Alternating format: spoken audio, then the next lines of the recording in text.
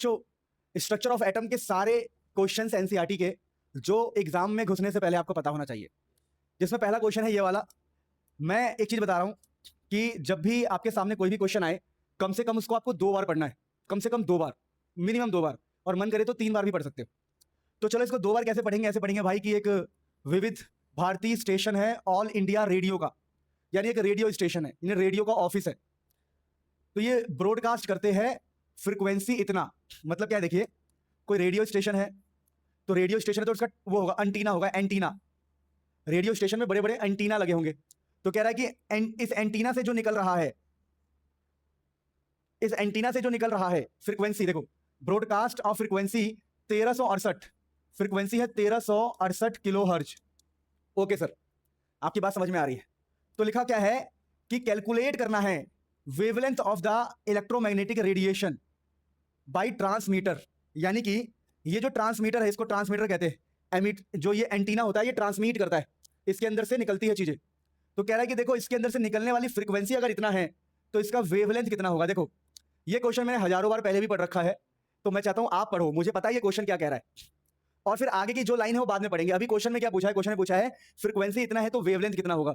अब मैं आपको एक बहुत ही गजब कॉन्सेप्ट सिखा दूं। सबसे पहले कॉन्सेप्ट ये है प्यारे बच्चों, सी जो होता है वो होता है फ्रीक्वेंसी इंटू में वेवलेंथ। अब तुम बोलोगे हमें समझ नहीं आया। देखो यहां पर सी होता है स्पीड ऑफ लाइट 3 इंटू 10 की पावर 8, और एफ का मतलब होता है फ्रीक्वेंसी, और इसका मतलब होता है वेवलेंथ। तो मैं आपको बता दूं, यहां पर एफ का मतलब फ्रीक्वेंसी है, एफ का मतलब फ्रीक्वेंसी है, और आपसे इसका मतलब है वेवलेंथ। तो कुल मिला के इस क्वेश्चन के अंदर, कुल मिला के इस क्वेश्चन के अंदर आपको फ्रीक्वेंसी दिया है और वेवलेंथ पूछा है, फ्रीक्वेंसी दिया है और वेवलेंथ पूछा है, फ्रीक्वेंसी दिया है और वेवलेंथ पूछा है। तो इस फॉर्मूले के हिसाब से सी की जो वैल्यू होती है, सी होता है बेटा स्पीड ऑफ लाइट, ये हमारा मेन फॉर्मूला है। अब इसी फॉर्मूले का यूज करके हम क्वेश्चन को सॉल्व करेंगे। कैसे? तो 3 इंटू 10 की पावर 8 अपनी जगह रहेगा, यहां पर फ्रीक्वेंसी की वैल्यू पुट करेंगे जो कि है 1368 किलो हर्ट्ज, 1368 किलो, किलो मतलब हजार। देखो यहां पर ये किलो है ना, किलो, इस किलो को हम हजार लिखते हैं, हजार मतलब 10 की पावर 3, किलो का मतलब हजार होता है। तो 1368 किलो हर्ज, हर्ज उसकी यूनिट होती है, हर्ज फ्रीक्वेंसी की यूनिट होती है। तो 1368 किलो इंटू में वेवलेंथ, इस फॉर्मूले के हिसाब से। अब यहां से वेवलेंथ निकालना बड़ी बात नहीं है प्यारे बच्चों। वेवलेंथ निकालने के लिए क्या करोगे, आप इस 3 इंटू 10 की पावर 8 से डिवाइड कर दोगे इस चीज को, जो कि है 1368 10 की पावर 3, और यहां से आपको वेवलेंथ मिल जाएगा। यानी ये क्वेश्चन हमें क्या सिखाता है? ये क्वेश्चन हमें सिखाता है कि ये जो फॉर्मूला है, अब मैं आपको ये नहीं कहता कि सेम क्वेश्चन आ जाए, आज के टाइम पर सेम क्वेश्चन आ जाते हैं मानता हूं, लेकिन हर बार हो ऐसा नहीं है। आपको मेन कॉन्सेप्ट को पकड़ना है। कॉन्सेप्ट क्या है? कॉन्सेप्ट ये है कि फ्रीक्वेंसी और वेवलेंथ का ये रिलेशन है। अगर हमें फ्रीक्वेंसी और वेवलेंथ का रिलेशन पता है तो हम कोई भी क्वेश्चन कर सकते हैं। अगर फ्रीक्वेंसी दिया है तो वेवलेंथ निकाल सकते हैं, और वेवलेंथ दिया है तो फ्रीक्वेंसी निकाल सकते हैं। यानी कि इन दोनों में से एक दिया होगा और दूसरा हमें निकालना पड़ेगा। इसका आंसर मुझे बताओ सॉल्व करके कितना आएगा। जो मुझे ऑनलाइन देख रहे हैं बेटा, लाइव देख रहे हैं, कमेंट में इसका आंसर मुझे चाहिए, अपने को चाहिए तो चाहिए, ठीक है। अब बेटा यहां पर अगला क्वेश्चन है, ये अगला part, which part of the electromagnetic spectrum. ये कह रहा है कि देखो जी, ये जो फ्रीक्वेंसी है, ये फ्रीक्वेंसी किसकी है? इलेक्ट्रोमैग्नेटिक में किसकी है? ये जो फ्रीक्वेंसी है किसकी है? या फिर जो आप वेवलेंथ निकाल रहे हो, ये वेवलेंथ किसकी है बताओ? ये वेवलेंथ किसकी है? आपसे पूछा है, ये वेवलेंथ किसकी है बताओ भाई। ये तो दिमाग वाली बात है। अगर रेडियो से निकली है, एक ऐसी रफ आइडिया दे रहा हूं, अगर रेडियो से निकली है तो रेडियो वेव ही तो होगी, रेडियो से निकलने वाली रेडियो वेव ही होती है। ये तो कितना आसान क्वेश्चन था कि भैया ये जो which part of electromagnetic, electromagnetic का कौन सा पार्ट है ये? तो इलेक्ट्रोमैग्नेटिक में बहुत सारे होते हैं, जैसे कि अल्ट्रावायलेट, ग्रीन, येलो, ब्लू, तो अपना एक्सरे, गामा रेज, ये सारे स्पेक्ट्रम का हिस्सा है। तो बोल रहा है इन सब में से कौन सा है ये? वैसे ये क्वेश्चन एग्जाम में नहीं आएगा कभी भी, क्योंकि किसी को भी स्पेक्ट्रम याद नहीं होता है, किसी को भी इलेक्ट्रोमैग्नेटिक का पूरा याद नहीं होता, तो ये क्वेश्चन एग्जाम में नहीं आएगा। मेन आपको क्या सीखना है? मेन आपको सीखना है भैया कि फ्रीक्वेंसी और वेवलेंथ का रिलेशन क्या था और कैसे क्वेश्चन एग्जाम में आ सकते हैं।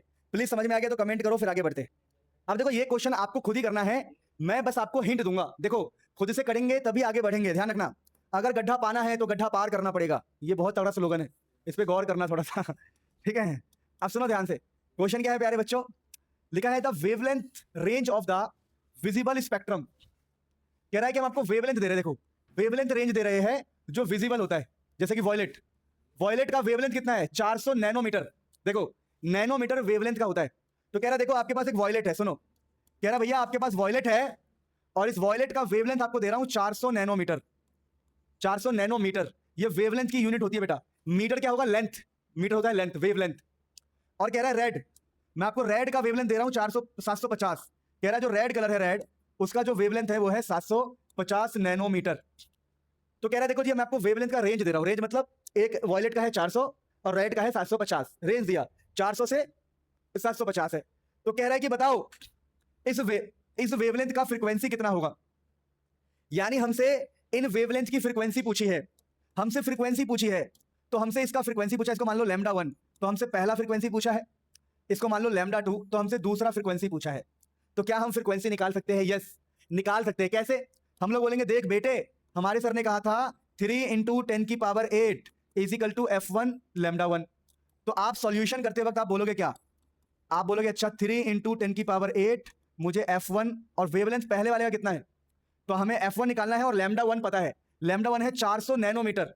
देखो 400 10 की पावर -9, देखो नैनोमीटर की वैल्यू बता रहा हूं, ये जो नैनोमीटर है इसकी वैल्यू होती है 10 की पावर -9। देखो जरा कि जो नैनोमीटर है, ये जो नैनोमीटर है, ये नैनोमीटर को लिखते हैं हम 10 की पावर -9।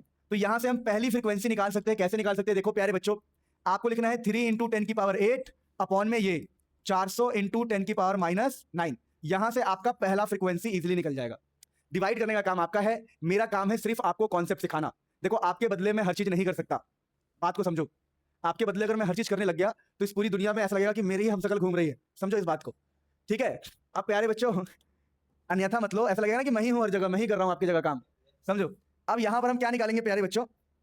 यहां पर हम निकालेंगे F2, तो वो सेम लिखेंगे 3 इंटू 10 की power 8 is equal to frequency into में लैम्डा 2।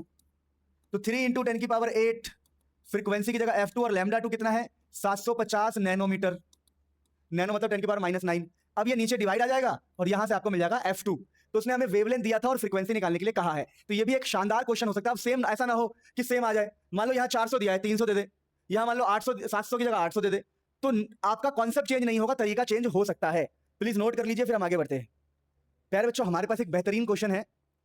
अब देखिए ये सब क्वेश्चन ना बस मैं आपके नॉलेज के लिए करा रहा हूं, जो मोस्ट इंपॉर्टेंट क्वेश्चन होंगे उस पर मैं ऑटोमेटिक लिखूंगा मोस्ट इंपॉर्टेंट।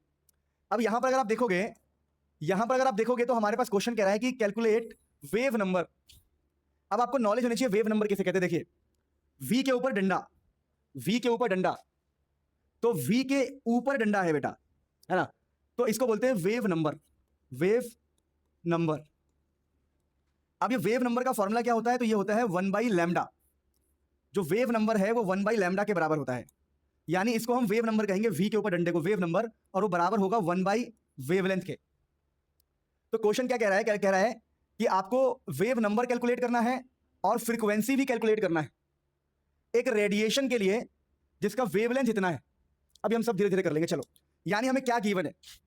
हमें गिवन है कि किसी का वेवलेंथ है इतना, कितना 5800 दिस। अब ये जो होता है ना बेटा A0, इसकी वैल्यू कितनी होती है बता रहा हूं, चीजें याद कर चलो। इसकी वैल्यू होती है 10 की पावर -10 मीटर। तो हमारा वेवलेंथ आ गया 5800 10 की पावर -8 मीटर। ये हमें गिवन है क्वेश्चन में, क्वेश्चन में ये गिवन है। अब हमसे वो पहली बात क्या कह रहा है? पहला क्वेश्चन क्या है? सॉल्यूशन ऑफ ए पार्ट का सॉल्यूशन क्या है कि आपको निकालना है वेव नंबर। तो आप बोलोगे देखो जी जो वेव नंबर होता है वो होता है 1/λ, यानी आप बोलोगे अच्छा इसका मतलब 1/λ, और लैम्डा की वैल्यू ये रही जो कि हो जाएगा 1/5800 10 की पावर -10। अब इसको सॉल्व करेंगे तो आपको वेव नंबर मिलेगा। अच्छा आप सुनो, जैसे कि लैम्डा की यूनिट क्या है? मीटर।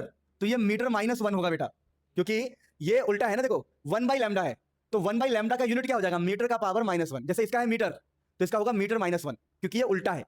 ये हो गया हमारा वेव नंबर प्यारे बच्चों। अब इसी क्वेश्चन में अगला पार्ट है, अगला पार्ट क्या है समझिए, अगला पार्ट इसी क्वेश्चन में बी पार्ट कह रहा भैया तुम्हें फ्रीक्वेंसी भी निकालनी। हमने कहा अच्छा, हमारे सामने सिखाया था 3 इंटू 10 की power 8 is equal to frequency into में वेवलेंथ। तो 3 इंटू 10 की पावर 8 ये हो जाएगा फ्रीक्वेंसी, और यहां पर वेवलेंथ की वैल्यू पुट कर दो जो क्वेश्चन में गिवन है 5800 10 की पावर -10। अब बताओ यहां से फ्रीक्वेंसी निकालना कितना आसान है? बहुत आसान। अगर आपको एफ निकालना है तो इस पूरे को नीचे लाना है। और दोबारा बोल रहा हूं, कैलकुलेशन वाला पार्ट आप संभालोगे, क्योंकि पेपर आपको लिखना है, मुझे नहीं। मैं अपना टाइम खराब नहीं कर सकता, मेरे को नंबर नहीं मिलेंगे सॉल्व करने से, आपको मिलेंगे। और आप इतने स्टेप भी लिख के आ जाओगे तो कोई दिक्कत नहीं, आपके सिर्फ आधे नंबर ही कटेंगे कैलकुलेशन के। स्टेप मार्किंग होती है, हमेशा ध्यान रखना। तो टेंशन मत लो कैलकुलेशन की, अभी बस कॉन्सेप्ट सीखो क्वेश्चंस के थ्रू। तो प्यारे बच्चों अगला क्वेश्चन हमारे सामने है। अब ये क्वेश्चन किस पे बेस्ड है मैं आपको बताता हूं। देखिए हमारे पास ना एनर्जी का फॉर्मूला होता है, अब ये जो एनर्जी का फॉर्मूला होता है किसके लिए होता है बताता हूं। एनर्जी ऑफ फोटोन, फोटोन का जो फॉर्मूला होता है वो फॉर्मूला ऐसा होता है, देखिए n into H into F, जहां पर ये होता है नंबर ऑफ फोटोन, ठीक है, नंबर ऑफ फोटोन। ये h होता है आपका कांस्टेंट 6.626 10 की पावर -34 प्लैंक्स कांस्टेंट, और f तो आप जानते ही हो, f फॉर फ्रीक्वेंसी। तो ये एनर्जी ऑफ फोटोन का फॉर्मूला होता है। अब इस क्वेश्चन में देखिए क्या लिखा है, लिखा है कि भैया आपको निकालना है कैलकुलेट एनर्जी ऑफ 1 मोल। अब देखिए 1 मोल का मतलब क्या होता है, 1 मोल का मतलब होता है 6.023 10 की पावर 23। अगर आपको ये बात नहीं पता है तो मैं आपको बता दूं कि 1 मोल शब्द का मतलब होता है एवोगैड्रो नंबर के बराबर। 1 मोल का मतलब होता है 6.023 10 की पावर 23। यानी हमसे ये कह रहा है कि calculate the energy of 1 mole of photon, कि जो फोटोन 1 मोल है, 1 मोल होने का मतलब है कि इतने सारे फोटोन है। तो ये पता क्या हमारा, ये है नंबर ऑफ फोटोन, ये नंबर ऑफ फोटोन्स है ना। तो ये हमारे पास नंबर ऑफ फोटोन्स है। तो calculate energy of 1 mole, 1 mole of photon, क्या आपके पास एक मोल है, इतने सारे फोटोन्स है, मोल होना जरूरी है। अगर मोल नहीं है तो क्वेश्चन आसान था, पर ये मोल है इसलिए हमने ये लिखा है, और आपको फ्रीक्वेंसी दी हुई है।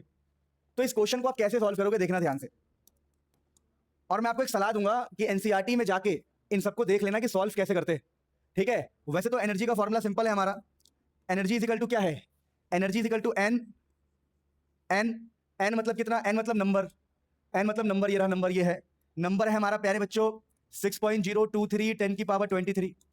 फिर हमारे पास है एच, एच है हमारे पास 6.626 10 की पावर -34। फिर है हमारे पास फ्रीक्वेंसी, तो फ्रीक्वेंसी है 5 इंटू 10 की पावर 14। अब इसको सॉल्व करोगे तो ये एनर्जी आया है 1 मोल के लिए, ये एनर्जी है 1 मोल के लिए, तो इसका यूनिट होता है जूल पर मोल। क्या होता है यूनिट बेटा, जूल पर मोल, पर मोल मतलब 1 मोल के लिए है, तो इसकी एनर्जी की जो यूनिट होगी जूल पर मोल। इसको सॉल्व करके मुझे बताना, ठीक है, कोई टेंशन लेने वाली बात नहीं है, मैं चाहूं तो सॉल्व कर सकता हूं, पर मेरा टाइम वेस्ट करने का कोई फायदा नहीं है। एग्जाम में आपको ही करना है, और बाकी सॉल्व करने का मैंने पहले भी ट्रिक बताया हुआ है आपको, आप ट्रिक यूज कर सकते हो, मैंने यूट्यूब पर भी डाल रखा है ऐसे, कैलकुलेशन ट्रिक नाम से, कैलकुलेशन इन 10 सेकंड, ऐसे मैंने बना रखा है, आप चाहो जब मर्जी कर सकते हो, ठीक है। आप प्लीज इसे नोट कीजिए, फिर हम आगे बढ़ते हैं। अब देखो यहां पर लिखा हुआ था 1 मोल, अगर यहां पे 1 मोल लिखा है तो आपने बोला इतने नंबर ऑफ फोटोन है, अगर 1 मोल लिखा है तो आपने बोला इतने नंबर ऑफ फोटोन है, यानी कि ये जो नंबर ऑफ फोटोन है इसकी जगह पर आपने ये डाला, फिर आपने एच की जगह पे डाला प्लैंक्स कांस्टेंट, और फिर आपने फ्रीक्वेंसी डाला, और इसको सॉल्व करके आपको मिलेगा एनर्जी, और यूनिट होती है एनर्जी की जूल, पर ये जूल किसके लिए है, मोल के लिए, जूल पर मोल। लेकिन इस क्वेश्चन में कुछ अलग लिखा हुआ है, इस क्वेश्चन में लिखा है कैलकुलेट एनर्जी ऑफ 1 फोटोन। यहां पर 1 मोल नहीं है, यहां पर सिर्फ एक ही फोटोन है, यानी यहां पर एन की वैल्यू 1 है। बात को फर्क समझो, यहां पर लिखा हुआ है 1 मोल, यहां लिखा है 1 मोल, तो हमने यहां पर मोल की वैल्यू डाली, ये मोल है बेटा 6.023, ये मोल है, पर यहां पर सिर्फ 1 लिखा है, 1, यहां मोल नहीं लिखा हुआ है, तो हम बोलेंगे हमारा जो नंबर है सिर्फ 1 है। सर कहने का मतलब क्या है, कहने का मतलब यह है इस बार जो एनर्जी का फॉर्मूला होगा वो होगा NHF, यानी इस बार n की वैल्यू होगी 1, क्योंकि यहां पर मोल नहीं है, सिर्फ 1 फोटोन, एक फोटोन मतलब नंबर एक ही है, एक फोटोन का मतलब कि नंबर ऑफ फोटोन एक ही है, एक। फर्क है दोनों क्वेश्चन में, एक क्वेश्चन में 1 के बगल में मोल है, तो मोल का मतलब होता है इतना। अब जब यहां पर मोल नहीं लिखा नहीं है, तो मोल क्यों पुट करें, हम तो बोलेंगे 1 फोटोन मतलब एक फोटोन, क्योंकि यहां पर n का मतलब होता है नंबर ऑफ फोटोन, यहां पर नंबर मोल के बराबर है तो हमने मोल के बराबर लिखा, यहां पर नंबर मोल के बराबर नहीं है तो मोल नहीं लिखेंगे, सिर्फ 1 फोटोन, तो हम बोलेंगे अच्छा n की वैल्यू 1, h होगा 6.626 10 की पावर -34, और फ्रीक्वेंसी जो भी दिया हुआ है 3 इंटू 10 की पावर 5, यहां से एनर्जी निकल सकता है, ठीक है। अब मैं आपको एक क्वेश्चन देता हूं, वो क्वेश्चन ऐसा है कि आपको निकालनी है एनर्जी ऑफ 10 फोटोन, आपके पास 10 फोटोन है, लेकिन इस बार क्या दिया है, गिवन क्या है, गिवन है वेवलेंथ, वेवलेंथ है 450 नैनोमीटर। अब तुम बोलोगे सर हम तो फंस गए sir, sir sir sir sir sir sir energy का फॉर्मूला तो ये होगा n इंटू एच इंटू में फ्रीक्वेंसी। सर यहां तो ये तो पता लग गया n की वैल्यू है, h पता है, सर फ्रीक्वेंसी कहां से लाए, सर फ्रीक्वेंसी कहां से लाए, सर फ्रीक्वेंसी कहां से लाए, यहां तो वेवलेंथ दिया हुआ है। अब मैं बता रहा हूं कैसे आएगा, देखो सबसे पहले आप ऐसे लिखोगे 3 इंटू 10 की पावर 8 फ्रीक्वेंसी इंटू में वेवलेंथ, तो यहां से फ्रीक्वेंसी का फॉर्मूला निकालोगे तो फ्रीक्वेंसी हो जाएगा 3 इंटू 10 की पावर 8 डिवाइडेड बाई वेवलेंथ। कैसे, ये वेवलेंथ इसके डिवाइड में आएगा, तो यहां से फ्रीक्वेंसी निकालना पड़ेगा। तो आप क्या बोलोगे, आप बोलोगे देखो हमारे फॉर्मूले में, हमारे एनर्जी के फॉर्मूले में फ्रीक्वेंसी है, अगर हमारे एनर्जी के फॉर्मूले में फ्रीक्वेंसी है और क्वेश्चन में वेवलेंथ दिया है, अगर कभी भी क्वेश्चन में वेवलेंथ दिया हो वेवलेंथ, तो पहले आप उस वेवलेंथ को डिवाइड करके फ्रीक्वेंसी निकालोगे। यानी फ्रीक्वेंसी की जगह पर हम क्या पुट करेंगे, देखो अब हमारे एनर्जी का फॉर्मूला क्या होगा, देखो energy is equal to n into h, और फ्रीक्वेंसी की जगह पर हम क्या पुट कर सकते हैं, फ्रीक्वेंसी की जगह पर हम पुट कर सकते हैं ये 3 इंटू 10 की पावर 8 अपॉन में वेवलेंथ, 3 इंटू 10 की पावर 8 अपॉन में वेवलेंथ। तो देखो ये भी एनर्जी का फॉर्मूला हो सकता है, पर ये फॉर्मूला है फ्रीक्वेंसी वाला। अब एक नया फॉर्मूला हम लोगों ने बनाया, ये फॉर्मूला कौन सा वाला है बताओ, वेवलेंथ वाला, क्योंकि हमने फ्रीक्वेंसी की, यहां से हमने फ्रीक्वेंसी निकाला। हमारा फ्रीक्वेंसी कैसे आएगा, जब हम वेवलेंथ से डिवाइड करेंगे, तो हमारे फ्रीक्वेंसी का फॉर्मूला बन गया 3 इंटू 10 की पावर 8 अपॉन में वेवलेंथ। तो हमने फ्रीक्वेंसी की जगह पर ये पुट किया है, यानी इस वाले क्वेश्चन को, वेवलेंथ वाले क्वेश्चन को इस फॉर्मूले से हम सॉल्व करेंगे। तो ये ध्यान रखना। और नैनोमीटर की वैल्यू आपको पता है कितना पुट करना पड़ेगा, एन की वैल्यू होती है 10 की पावर -9। ये जो नैनोमीटर में एन है, इसकी वैल्यू 10 की पावर -9 होती है। इस क्वेश्चन को करना है, मैं होमवर्क दे रहा हूं। इस क्वेश्चन का मुझे आंसर चाहिए प्यारे बच्चों, जो आंसर नहीं करेगा मैं मान लूंगा कि भाई कुछ गड़बड़ है उसके साथ, प्लीज। अब प्यारे बच्चों ये किस टाइप का क्वेश्चन है, तो ये उस टाइप का क्वेश्चन है जिसमें पावर की बात की जाती है। वॉट, वॉट का मतलब पावर होता है बेटा, है ना। तो देखो जब भी आपको किसी क्वेश्चन में पावर दिया हो, तो एक फॉर्मूला याद कर लो, पावर इज इक्वल टू होता है बेटा, पावर इज इक्वल टू होता है number of photon per second, number of photon, photon per second, number of photon per second into में एच इंटू में एफ। ये फॉर्मूला होता है, ये फॉर्मूला होता है बेटा पावर वाला। अगर आपने मेरे लॉन्ग लेक्चर से पढ़ा हो तो मैंने इसे पढ़ा रखा है, power is equal to number of photon per second h into में एफ। अब इस क्वेश्चन को पढ़ते हैं कि क्वेश्चन क्या कह रहा है। क्वेश्चन कह रहा है कि भाई 100 वाट का बल्ब है, यानी हमें पावर दिया हुआ है 100, पावर की जगह 100 दिया है। वॉट का मतलब होता है पावर, आप लोगों ने बचपन में पढ़ा होगा, वॉट का मतलब होता है पावर। कह रहा है कि देखो एक मोनोक्रोमेटिक वेवलेंथ इतना है। अब हमें इस बार वेवलेंथ की बात की जा रही है, सुन लो। तो मैंने आपको एक बात बताया था कि जब भी आपको वेवलेंथ दिया हो, सुन लो, जब भी आपको वेवलेंथ दिया हो, जब भी आपको क्वेश्चन में वेवलेंथ दिया हो, तो आप फ्रीक्वेंसी के लिए क्या करते हो, एफ की जगह पर लिख सकते हो ये, एफ की जगह पर 3 10 की पावर 8 अपॉन में लैम्डा। यानी यहां पर मैं एफ की जगह पर क्या लिखूंगा, देखो मेन फॉर्मूला तो यही है, लेकिन एफ की जगह पर आप क्या लिख सकते हो, 3 इंटू 10 की पावर 8 अपॉन में लैम्डा। तो अब ये फॉर्मूला मतलब है तो रियल में यहां पर फ्रीक्वेंसी, एच के बगल में एफ है, पर हमें क्वेश्चन में अगर वेवलेंथ दिया है तो हमने अपने फॉर्मूले को वेवलेंथ वाला बना दिया, यानी फ्रीक्वेंसी की जगह पर हम वेवलेंथ को ले आए। एक्चुअली में आप एफ की जगह पर ये लिख सकते हो। तो हमने कहा ठीक है, ये क्वेश्चन किस हिसाब का है, ये क्वेश्चन है पावर वाला, तो ये रहा मेरा पावर। इस क्वेश्चन में वेवलेंथ दिया है, तो ये रहा मेरा वेवलेंथ। ओके, क्वेश्चन चाहता क्या है, चाहता है, क्या चाह रहा है, चाह रहा है number of photon per second, number of photon per second चाहता है, यानी ये चीज निकलवाना चाहता है, number of photon per second निकलवाना चाहता है। तो चलो number of photon per second को शॉर्टकट में कुछ बोल देते, शॉर्टकट में इसको वाई बोल दिया हमने, चलो चलो वाई बोल दिया, वाई, कि जो number of photon per second है उसको वाई बोल दो। तो 100 इज इक्वल टू वाई, बगल में है एच, एच 3 इंटू 10 की पावर 8 अपॉन में वेवलेंथ 400 नैनोमीटर। वेवलेंथ कितना है, 400 नैनोमीटर। तो मेरे प्यारे बच्चों क्या हम यहां से वाई निकाल पाएंगे, वाई तो है हमारा नंबर ऑफ फोटोन पर सेकंड, हमारा वाई ही तो वेरिएबल है। तो वाई निकालने के लिए क्या करना पड़ेगा, आप इस पूरे को यहां मल्टीप्लाई करोगे, ये एच है एच, तो 100 इंटू में 400 इंटू में 10 की पावर -9, और इस पूरे को नीचे डिवाइड करना पड़ेगा, क्रॉस मल्टीप्लाई रूल के हिसाब से। एच डिवाइड होगा एच, और 3 इंटू 10 की पावर 8 डिवाइड होगा, और इस तरफ क्या बचेगा, सिर्फ वाई बचेगा जो हमारा टारगेट है। अब यहां पर आपको एच की वैल्यू पुट करनी पड़ेगी, एच की वैल्यू कितनी होती है अगले स्टेप में पुट कर देना, देखो 100 ऊपर 400 10 की पावर -9, यहाँ एच की वैल्यू पुट कर देना 6.626 10 की पावर -34 इंटू 3 इंटू 10 की power 8 is equal to y. अब इस पूरे को सॉल्व करना पड़ेगा। अब तुम बोलोगे देखो सर ये तो बड़ा मुश्किल सा था, मुश्किल कुछ नहीं है। पावर का फॉर्मूला होता है number of photon H into में फ्रीक्वेंसी, पर क्वेश्चन में फ्रीक्वेंसी नहीं दिया है तो फ्रीक्वेंसी को हमने वेवलेंथ के रूप में लिखा। अब आपको निकालना होता है ये वाली चीज, ये चीज अगर निकालनी थी तो इस चीज को हम क्या मान लेंगे, वाई मान लेंगे, वाई इंटू में एच इंटू में दिस, सारी वैल्यूज पुट करेंगे वेवलेंथ की जगह पर, ये क्रॉस मल्टीप्लाई करके वाई निकालेंगे। अगर आप क्वेश्चन को यहां तक भी पहुंचा देते हो, क्वेश्चन को यहां तक भी पहुंचा देते हो तब भी आपको नंबर मिल जाएंगे। कैलकुलेशन का सिर्फ हाफ नंबर होता है, अगर आपका आंसर नहीं आया तब भी बहुत सारे टीचर आपको नंबर दे देंगे। कैलकुलेशन बड़ी पार्ट नहीं है, मेन पार्ट है कॉन्सेप्ट, फॉर्मूला पुटिंग और स्टेप को आगे बढ़ाना। फटाफट नोट कर लो। अगर आपको याद हो अभी तक किसी भी क्वेश्चन में मैंने इंपॉर्टेंट नहीं लिखा है, पर इस क्वेश्चन पे हल्का 20% इंपॉर्टेंट लिख रहा हूं। सुनो, जिस पर मैं 100% इंपॉर्टेंट लिखूं उसको तो रट्टा मार के चले जाना, ये बस है कि कभी कभार आ जाता है, मतलब हर 5-6 साल में एक बार आता है। अब ये क्वेश्चन क्या है पहले देखो, ये क्वेश्चन कुछ इस टाइप का मैं आपको बता दूं। देखिए ये क्वेश्चन है, what are the frequency and wavelength of photon emitted during transition from this to this in hydrogen atom. ये क्या है मैं आपको समझा रहा हूं, देखो एक छोटी सी चीज समझा रहा हूं, सुनो। जब भी एक एटम होता है तो एटम में ऐसे बहुत सारे शेल होते हैं, मैंने बहुत बढ़िया पढ़ाया आपको मेरे लॉन्ग लेक्चर अगर आपने देखा हो। तो हमारा जो इलेक्ट्रॉन है वो एक जगह से दूसरी जगह पे आता रहता है। मान लो कि सुनो, ये पहला ऑर्बिट है, ये दूसरा ऑर्बिट, ये तीसरा, ये चौथा, और यहां पर है मान लो पांचवा, ये पांचवा ऑर्बिट है। तो मान लो यहां पर क्वेश्चन है कि पांचवे से वो दूसरे पर आया है, एक ट्रांजिशन हुआ है। ट्रांजिशन कहां से कहां हुआ है? n=5 से n=2 में। तो आपसे फ्रीक्वेंसी और वेवलेंथ पूछ रहा है। क्वेश्चन को आप 2 बार पढ़ना, मैंने 1000 बार पढ़ रखा है। तो जब भी एक इलेक्ट्रॉन, सुन लो, जब भी एक इलेक्ट्रॉन एक जगह से दूसरी जगह जाता है तो उसके अंदर से फोटॉन्स निकलते हैं, फोटॉन्स। तो यहां से जब यहां आएगा तो फोटॉन्स निकलेंगे, तो उस फोटॉन की फ्रीक्वेंसी और वेवलेंथ हमसे पूछ रहा है। तो प्यारे बच्चों, ऐसे केस में सबसे आसान तरीका होता है कि आप सबसे पहले रिडबर्ग फॉर्मूला इस्तेमाल करो। रिडबर्ग फॉर्मूला से क्या होगा, आपको मिल जाएगा 1/λ। 1/λ कैसे निकलेगा? 10, बताओ रे क्या था? 1.09677 10 की पावर कितना? 10 की पावर प्लस का 7। क्या बात है। तो 1/λ होता है 1.096 10 की power plus 7 divided by 1/n1 square 1/n2 square into में जेड स्क्वायर। इस फॉर्मूले से आपको वेवलेंथ मिलेगा। कैसे?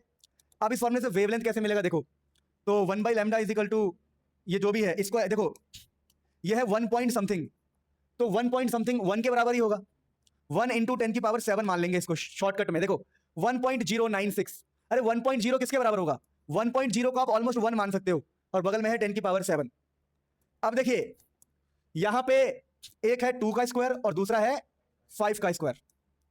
अरे एक n1 n2 में से किसी को कुछ भी मान लो ना। आपने इसको n1 को 2 मान लिया और n2 को क्या मान लिया? 5, बड़े वाले। तो n1 n2 का स्क्वायर, तो एक है 2 और एक है 5, 2 का स्क्वायर 5 का स्क्वायर। जेड का मतलब होता है एटॉमिक नंबर। प्यारे बच्चों, जेड का मतलब होता है एटॉमिक नंबर। जेड का मतलब एटॉमिक नंबर। तो हमारे हाइड्रोजन के लिए सुनना ध्यान से, हाइड्रोजन एटम के लिए एटॉमिक नंबर 1 होता है। हाइड्रोजन एटम के लिए जेड की वैल्यू 1 होती है। हाइड्रोजन एटम के लिए जेड की वैल्यू 1 होती है। तो यहां पर हो जाएगा यहां पर 1 का स्क्वायर।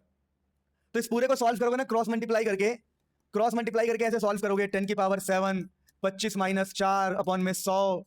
इसको सॉल्व करना, अपने आप सॉल्व होगा। देखो मैंने कैसे किया बेटा, यहाँ पर ये 4 है और ये है 25, तो क्रॉस मल्टीप्लाई किया है। 25 - 4 आपस में 100, एलसीएम ले लिया। एलसीएम भाई प्लीज, 11वीं क्लास के बच्चे हो, ये हो जाएगा 25, ये हो जाएगा 4, और इन दोनों का क्रॉस मल्टीप्लाई होगा 25 × 4 100। देखो मैं दोबारा कर दे रहा हूँ, क्रॉस मल्टीप्लाई कैसे करते हैं। देखो ये 4 है और ये 25 है बेटा, 2 का स्क्वायर 5 का स्क्वायर। तो इधर क्रॉस मल्टीप्लाई ऐसे करते हैं, 25 यहां जाएगा, 4 यहां जाएगा, और ये आपस में मल्टीप्लाई होंगे। तो देखो 25 यहां पहुंच गया, 4 यहां पहुंच गया, और आपस में ये 100। अब ये 2 जीरो से कट जाएगा, तो 10 की पावर 5 इनटू में 21, 25 - 4 21। तो यहां से हमने 1/λ निकाला। हमसे क्या क्या बोला है? हमसे बोला है कि वेवलेंथ निकालो और फ्रीक्वेंसी निकालो। तो यहां से तो आपका वेवलेंथ आएगा। अब फ्रीक्वेंसी कैसे निकालोगे? सेकंड पार्ट कैसे सॉल्व करोगे? फ्रीक्वेंसी आप जाओगे 3 × 10 की पावर 8 फ्रीक्वेंसी इनटू में वेवलेंथ। तो 3 × 10 की पावर 8 डिवाइड करोगे वेवलेंथ से, तो क्या मिल जाएगा? फ्रीक्वेंसी। यानी यहां से आप वेवलेंथ निकालोगे और उसी वेवलेंथ को यहां जाके डालोगे, तो आपको क्या मिल जाएगा? फ्रीक्वेंसी। तो बहुत ही आसान तरीका। देखो सॉल्व कैसे होगा, ये सॉल्व कैसे होगा? ये 1/λ है, तो लैम्डा कितना हो जाएगा बताओ? उल्टा 1/21 × 10 की पावर 5। अरे ये 1/λ था ना, उल्टा करना पड़ेगा, तो ये पलट जाएगा, 21 × 10 की पावर 5 पलट जाएगा। तो ये वेवलेंथ आ गया। अब वेवलेंथ को यहां पुट करोगे तो आपको फ्रीक्वेंसी मिलेगा। देखो कैलकुलेशन वाले पार्ट पे ध्यान मत दो, मेरा काम है आपको सिखाना। और वैसे भी इस क्वेश्चन पे मैंने क्या लिखा है, 20% इंपॉर्टेंट। और अगर आप इतना स्टेप करके आ जाओगे ना, टीचर वैसे खुश हो जाएंगे, बोलेंगे अरे वाह, इसको तो कॉन्सेप्ट आता है, 3 नंबर का है, इसको 2.5 नंबर दो, आधे नंबर कैलकुलेशन के है। और अगर टीचर बढ़िया दिल का है तो आपके आधे नंबर भी नहीं काटेगा, बेफिक्र रहो, टेंशन मुक्त रहो। प्यारे बच्चों, अगर आप चाहते हो कि ये पूरी सीरीज में कंटिन्यू रखूँ सभी चैप्टर के लिए, ऐसे ही एनसीईआरटी के और पीवाईक्यू और जितने भी इंपॉर्टेंट क्वेश्चंस हैं मैं करवा दूँ खुद से, तो कमेंट में मुझे ज़रूर बताओ। और अगर आपको वीडियो अच्छी लग रही है, आप मुझे पसंद कर रहे हो, तो उसको लाइक करके मुझे जताओ, मुझे बताओ, ताकि मुझे थोड़ा सा उत्साह बढ़े, मोटिवेशन बढ़े। प्लीज़ कमेंट में एक्टिव रहो। जब भी मैं कुछ कहूँ कि आपको समझ में आया कि नहीं आया, कमेंट में ज़रूर बताओ। और कंटिन्यू करना चाहते हो या नहीं चाहते हो, ये फ़ैसला आप खुद लो कमेंट सेक्शन में, उसके बाद ही हम इसको कंटिन्यू करेंगे। वरना इतना एफर्ट्स लगाना शायद फालतू में, अगर आप नहीं देखोगे तो इतना एफर्ट्स लगाने का कोई फ़ायदा नहीं है। Love you all. प्यारे बच्चों, अब हम क्वेश्चंस को आगे बढ़ाते हैं। And now we are having a very interesting और प्यारा सा क्वेश्चन। अब इस क्वेश्चन के पीछे लॉजिक क्या है, पहले लॉजिक समझ लो। देखो जैसे ये न्यूक्लियस है और न्यूक्लियस के आसपास होते हैं ऑर्बिट्स। तो किसी भी ऑर्बिट में अगर आपको एनर्जी निकालना हो तो एनर्जी का हम ये फॉर्मूला यूज करते हैं, मैं आपको बता दूं, माइनस का 2.18 10 की पावर माइनस 18 जेड का स्क्वायर बाई एन स्क्वायर, और ये आंसर आता है जूल में। ये एक फॉर्मूला होता है एनर्जी का। या फिर एनर्जी का एक दूसरा फॉर्मूला भी होता है, ये वाला energy minus 13.6 z square by N square. लेकिन ये जो फॉर्मूला है ये इलेक्ट्रॉन वोल्ट में होता है, ये ऐसा यूनिट में है और ये इलेक्ट्रॉन वोल्ट के यूनिट में है। तो आप दोनों में से कोई भी फॉर्मूला यूज कर सकते हो, पर मैं अभी जो यूज करूंगा, मैं यूज करूंगा ऐसा यूनिट वाला। तो ये एनर्जी का फॉर्मूला होता है किसी भी ऑर्बिट में। तो क्वेश्चन क्या कह रहा है, calculate the energy associated with the first orbit of helium plus. देखिए यहां पे फर्स्ट ऑर्बिट है हीलियम प्लस का, फर्स्ट ऑर्बिट का मतलब है मुझे E1 निकालना है। E1 मतलब n की वैल्यू 1 है। अगर मुझे E1 निकालना है तो माइनस का 2.18 10 की पावर माइनस 18। अब यहां पर क्या है, जेड का स्क्वायर। अब मैं आपको बता दूं हीलियम का एटॉमिक नंबर 2 है। जेड का मतलब होता है बेटा atomic number, Z is always atomic number, Z atomic number होता है। और हीलियम के लिए जेड की वैल्यू 2 होती है। हाइड्रोजन के बाद हीलियम आता है, एटॉमिक नंबर 2। तो जेड स्क्वायर मतलब 2 का स्क्वायर, और एन स्क्वायर, एन मतलब 1, क्योंकि उसने क्या बोला है, फर्स्ट ऑर्बिट का मतलब n1। अब इसको 4 से मल्टीप्लाई करेंगे, एनर्जी हमारा जूल में आ जाएगा। तो बहुत ही आसान क्वेश्चन। अगला क्वेश्चन है, what is the radius of this orbit. हमसे रेडियस की बातें कर रहा है, तो क्या हम इस ऑर्बिट के रेडियस को भी निकाल सकते हैं? बहुत आसान तरीके से निकाल सकते हैं। कैसे? किसी में भी रेडियस निकालना हो, इसका फॉर्मूला होता है 52.9 10 की पावर माइनस 12। ठीक है बेटा, ये होता है आपका एन स्क्वायर बाई जेड, और ये आंसर आपका आएगा मीटर में। तो रेडियस का फॉर्मूला क्या है, एक बार देखो ठीक से। तो रेडियस का फॉर्मूला है 52.9, है ना। इसको ठीक से देखो, मैं ठीक कर देता हूँ, ये रहा देखो। तो हमारा रेडियस का फॉर्मूला क्या आया, इसको अलग करो, 52.9 10 की power minus 12 n square by z metre. अब आपको सब पता है, आपको एन की वैल्यू पता है, एन की वैल्यू है 1, क्योंकि फर्स्ट ऑर्बिट का मतलब होता है एन की वैल्यू 1। आपको एन की वैल्यू पता है, आपको जेड पता है, आंसर आपका निकल जाएगा रेडियस का ये फॉर्मूला था। फटाफट नोट करो, फिर हम अगले क्वेश्चन की तरफ बढ़ते हैं, बहुत मजा आएगा। अब मेरे सुंदर बच्चों, मेरे प्यारे प्यारे बच्चों, अब ये क्वेश्चन क्या है, देखो इस क्वेश्चन के पीछे कॉन्सेप्ट सीखो। वेवलेंथ का फॉर्मूला 2 होता है, एक होता है h/mv, एक फॉर्मूला बहुत ही फेमस है h/mv, जहां पर h आपका होता है प्लैंक्स कांस्टेंट। इस h को बोलते हैं हम बेटा 6.626 10 की पावर माइनस 34। m का मतलब बेटा मास होता है, और v का मतलब होता है वेलोसिटी या फिर स्पीड। और दूसरा फॉर्मूला वेवलेंथ का ये होता है बेटा h/2 इंटू m इंटू में k, जहां पर ये वाला जो k होता है ना बेटा, k, इस k को हम काइनेटिक एनर्जी बोलते हैं। k is our kinetic energy. Sir क्या बात है, मजा आ गया सर। जहां पर k का मतलब काइनेटिक एनर्जी होता है, तो वेवलेंथ का एक फॉर्मूला है h/2mk, जहां पर k का मतलब है काइनेटिक एनर्जी, h/√2mk, जहां पर k का मतलब है काइनेटिक एनर्जी। तो इस क्वेश्चन में अगर हम देखें तो लिखा है the mass of electron is इतना। हमसे इलेक्ट्रॉन का मास दिया हुआ है और उसका काइनेटिक एनर्जी दिया, इट्स के मतलब काइनेटिक एनर्जी, के इतना दिया हुआ है, और वेवलेंथ हमसे पूछा है। तो मैं काइनेटिक एनर्जी वाला फॉर्मूला यूज करूंगा सॉल्यूशन में, h/√2m काइनेटिक एनर्जी।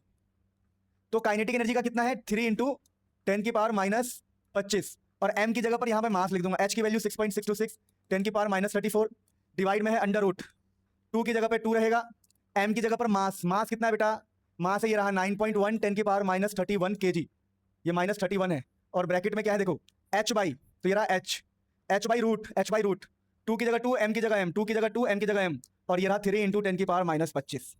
अब देखो ये क्वेश्चन एनसीईआरटी का बहुत ही इंपॉर्टेंट क्वेश्चन है। तो हम लोग क्या चाहते हैं कि इस क्वेश्चन का आप आंसर ही याद कर लो, क्योंकि इस कैलकुलेशन को करना बहुत टफ होता है। तो इसका आंसर आप याद कर लोगे, सॉल्व करके घर से ही याद कर लोगे, क्योंकि जब भी ये क्वेश्चन आएगा तो सेम टू सेम ही आएगा।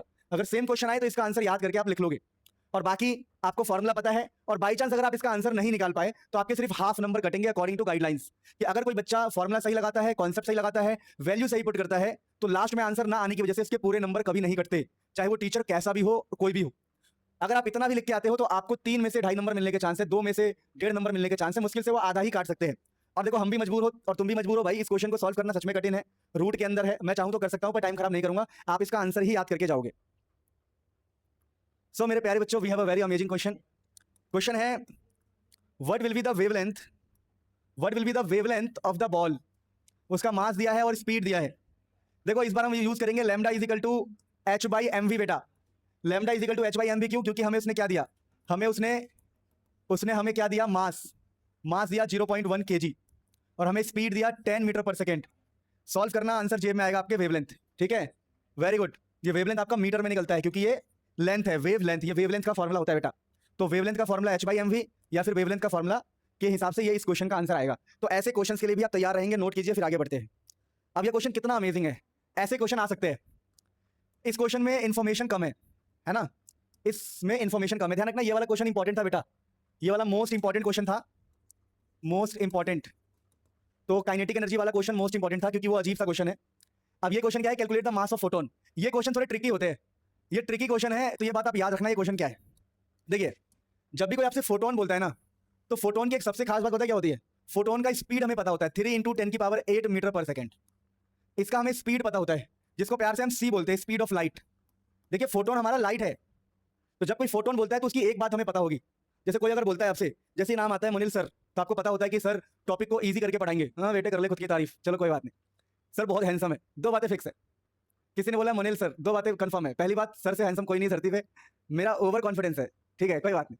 तो वैसे ही जैसे 2 बातें फिक्स है मेरे नाम को लेकर, वैसे ही 2 बातें यहाँ पे फिक्स है। एक ही बात फिक्स है यहाँ, फोटोन बोले तो ध्यान रखना उसकी स्पीड हमें पता होती है। क्या कह रहे हो, शर्म भी नहीं आती है, खुद के मुंह से कुछ भी बोलते हो। मैंने तो ऐसी खतरनाक खतरनाक चीजें बोली है, तब मुझे शर्म नहीं आई। ये तो मैं अच्छी चीजें बोल रहा हूँ, इसमें क्या शर्म करूँ भाई, गलत बोल रहा हूँ किशन भाई, क्या बात कर रहे हैं आप। चलो ध्यान से, जब मेरी मम्मी ऐसा कहती है कि बचपन में मैं बहुत शरारती था, मेरी सिस्टर है वो भी कहती थी, मेरा भाई भी कहता था कि मैं बहुत शरारती था।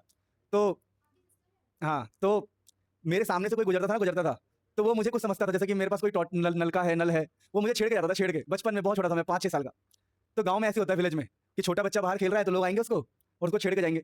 तो जो मुझे छेड़ता था, मैं उसको ना शुद्ध हिंदी में कुछ कुछ बोलता था, बहुत गजब गजब बोलता था। इतनी खतरनाक खतरनाक चीजें, ये ऐसी चीजें कि भाई कोई सोच नहीं सकता कि 5 साल का बच्चा ऐसे बोल रहा है ना। वो मैंने अपनी खुद की वीडियो देखी, मेरे कोई चाचा थे, उनके पास कैमरा था, तो उन्होंने एक दिन वीडियो बनाई, तो मैंने देखा मैं इतनी अच्छी बातें बोलता था, वो भी गजब, सारे मात्राएं यूज करता था मैं, और सारे रिश्ते सारे लगा के, गजब।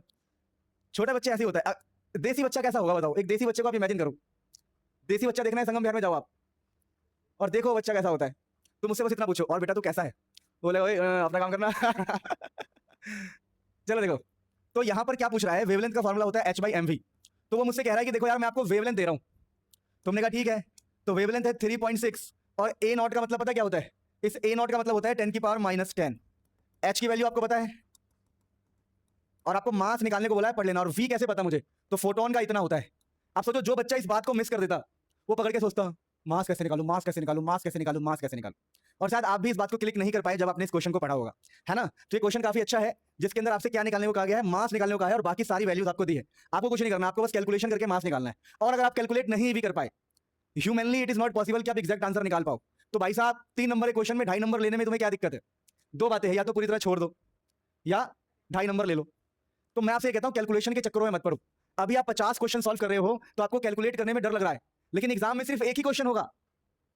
तो एग्जाम में अगर एक क्वेश्चन होगा तो बच्चा फाइट करेगा। मान लो यही क्वेश्चन एग्जाम में आया, तो इसके लिए फाइट कर सकते हैं। अभी हमें डर क्यों लग रहा है, क्योंकि हम इसको भी सॉल्व कर रहे हैं, हम इसको भी सॉल्व कर रहे हैं, हम इसको भी सॉल्व कर रहे हैं। तो जब हम बहुत सारा एक साथ सॉल्व करेंगे तो हमें डर लगेगा, लेकिन एग्जाम में आपको 1 या 2 क्वेश्चन सॉल्व करना है, तो वहां पर आप फाइट कर सकते हो, कैलकुलेशन कर सकते हो, मल्टीप्लाई कर सकते हो, डिवाइड कर सकते हो। तो डोंट वरी अबाउट कैलकुलेशंस, मैं आपके साथ बैठा रहूंगा, टेंशन मत लो। चलो अगले क्वेश्चन पे बढ़ते हैं। प्यारे बच्चों, ये क्वेश्चन है, काफी शानदार क्वेश्चन है, ऐसे क्वेश्चन एग्जाम में आते हैं। क्वेश्चन है कि देखो, अब माइक्रोस्कोप यूजिंग सुटेबल फोटोन्स, कह रहा है एक माइक्रोस्कोप में फोटोन का इस्तेमाल किया जा रहा है, ठीक है भाई। लोकेट करने के लिए इलेक्ट्रॉन को देखने के लिए माइक्रोस्कोप का इस्तेमाल किया गया है। डिस्टेंस है 0.1। What is uncertainty. अब ये अनसर्टेनिटी क्या होता है समझाओ। देखो, एक फॉर्मूला होता है delta x into delta v is equal to h/4πm, जहां पे डेल्टा x का नाम क्या होता है बता दूं मैं आपको, अनसर्टेनिटी। सर्टेनिटी सही है, गलत है ना, अनसर्टेनिटी इन पोजीशन, कोई बात नहीं, गलत है तो क्या हो गया, समझ गया ना। अनसर्टेनिटी इन पोजीशन, और डेल्टा v का मतलब होता है अनसर्टेनिटी इन वेलोसिटी। तो अगर आपको ये पता लग जाए तो आप क्वेश्चन को सॉल्व कर सकते हो। अब देखिए, पोजीशन का मतलब बेसिकली क्या है, डिस्टेंस हो गया एक प्रकार से, पोजीशन मतलब डिस्टेंस। तो इस क्वेश्चन में आपको क्या दिया हुआ है कि जो डिस्टेंस है वो 0.1 है, यानी आपको ये डेल्टा एक्स दे रखा है, इसने डेल्टा एक्स दिया है 0.1 ए नॉट मतलब 10⁻⁻10 डेल्टा एक्स दिया हुआ है। और आपसे क्या कह रहा है, what is uncertainty involve in measurement of velocity. आपसे वेलोसिटी के बारे में पूछ रहा है, यानी कि इसके बारे में पूछ रहा है, डेल्टा वी, आपसे वो डेल्टा वी के बारे में पूछ रहा है। मास में आपको बता दूं, इलेक्ट्रॉन का मास इतना होता है, आपको एग्जाम में दिया होगा, इलेक्ट्रॉन का मास इतना होता है, एग्जाम में दिया होगा, ठीक है बेटा। तो क्वेश्चन में कुल मिला के डेल्टा एक्स का मतलब पता होना चाहिए, पोजीशन मतलब डिस्टेंस, डेल्टा वी का मतलब होता है अनसर्टेनिटी इन वेलोसिटी, एच होता है प्लैंक कांस्टेंट 4 पाई एम। हमें निकालना क्या है, हमें डेल्टा वी निकालना है। तो क्या हम बहुत इजीली निकाल सकते हैं? यस। अगर मुझे डेल्टा वी निकालना है इस फॉर्मूले से, अगर मुझे डेल्टा वी निकालना है मैं तो डेल्टा एक्स को नीचे भेज दूंगा, तो मेरा डेल्टा वी का फॉर्मूला क्या आ जाएगा, h by 4 pi m into में डेल्टा एक्स। अब मुझे सभी वैल्यूज को पुट करना है लाइन से और कैलकुलेशन के चक्कर में नहीं पड़ना। एच की जगह पर क्या डाल दो बताओ, 6.626 10 की पावर माइनस 34, 4 की जगह 4, पाई की जगह पाई, मास की जगह पे 9.1 10 की पावर माइनस 31 kg, और डेल्टा देखो 4 पाई एम डेल्टा एक्स कितना था, 0.1 10 की पावर माइनस 10। अब आपकी मर्जी है, आप इसको सॉल्व कीजिए। पाई की वैल्यू सबको पता है कितनी होती है, 4 पाई। पाई को 22/7 लिख सकते हो, ठीक है ना। बाकी आपकी मर्जी है। मैं तो ये सलाह दूंगा कि थोड़ा बहुत स्टेप आगे बढ़ा के ट्राई करना, फाइनल आंसर निकल जाए तो ठीक है, वरना कैलकुलेशन के चक्कर में पड़ोगे तो फिजिकल केमिस्ट्री नहीं होगी। और वैसे भी कैलकुलेशन कैसे करते हैं उसकी ट्रिक मैं यूट्यूब पर ऑलरेडी डाल चुका हूं, यूट्यूब से देख सकते हो। How to do any calculation, बहुत इजीली मिल जाएगा आपको ट्रिक, मैंने बहुत आसान तरीका बताया है। प्यारे बच्चों, this is one of the most amazing question जो एग्जाम में कम से कम हर साल आ जाता है, हर साल या दूसरे साल सेम क्वेश्चन। हाँ, मैं मानता हूं कि आपके स्कूल वाले थोड़े नंबर चेंज कर सकते हैं पर कॉन्सेप्ट चेंज नहीं कर सकते, तो you must have to learn the concept behind it. अब मेरे प्यारे बच्चों, अगर यहाँ आप देखोगे तो यहाँ पर अगर आप देखोगे तो लिखा हुआ है, क्या लिखा है कि अ golf ball has a mass of इतना। देखो किसी चीज का आपको मास दिया हुआ है, कह रहा भाई किसी का मास है 40 ग्राम। अब मैं आपको एक छोटी सी बात बता रहा हूं, एक छोटी सी बात। Whenever we solve numericals of structure of atom, जब भी आप स्ट्रक्चर ऑफ एटम के न्यूमेरिकल सॉल्व करेंगे, इसके अंदर मास हमेशा किलोग्राम में लेना होता है। तो आप इसको 1000 से ऐसे डिवाइड करेंगे तो ये आएगा आपका 0.04 किलोग्राम, ठीक है। Structure of atom, de Broglie, Heisenberg, कोई भी क्वेश्चन हो तो मास किलोग्राम में होता है और मोल कॉन्सेप्ट में मास ग्राम में होता है, ठीक है। ध्यान रखना, छोटी सी बात। तो फिलहाल इसने मास दिया है, आप देखो क्या लिखा है कि इसका जो स्पीड है वो 45 मीटर पर सेकंड हो सकता है। मैंने कहा ठीक है, पर यहां पर स्पीड है 45, पर इस क्वेश्चन की सबसे खास बात है कंफ्यूजिंग। कंफ्यूजन क्या लिखा है, if the speed can be measured with in accuracy of 2%। अब यही इसमें कंफ्यूजन वाला पार्ट है। वो कह रहा है जो स्पीड है उसमें जो मेजरमेंट किया जा सकता है उसमें गलती का चांस है 2%, with in the accuracy of 2%, मतलब 2% ऊपर नीचे हो सकता है। मतलब कह रहा है जो स्पीड है ये सिर्फ v है, सुनो ध्यान से, ये जो आपको दिया हुआ है ये v दिया हुआ है, v, ये आपको v दिया हुआ है। और क्या कह रहा है if the speed can be measured with in the accuracy of 2%। देखो यानी स्पीड विद इन एक्यूरेसी, इसका मतलब ये है, समझा रहा हूं मैं आपको, जब भी ऐसा कभी लिखा है तो यहां से आप डेल्टा v निकाल सकते हैं, डेल्टा v। तो डेल्टा v पता क्या लिखा है, डेल्टा v लिखा है 2% ऑफ 45। इसका ये मतलब होता है, देखिए अगर पहले आपको कभी कोई स्पीड लिख दे, कभी किसी ने आपको स्पीड दे दिया, स्पीड देने के बाद अगर वो एक्यूरेसी या किसी चीज की बात करे तो आपको हमेशा v से डेल्टा v ऐसे निकालना है। देखो क्या लिखा है, 2% 45, 2% ऑफ 45 लिखा है, speed can be measured with in the accuracy of 2%।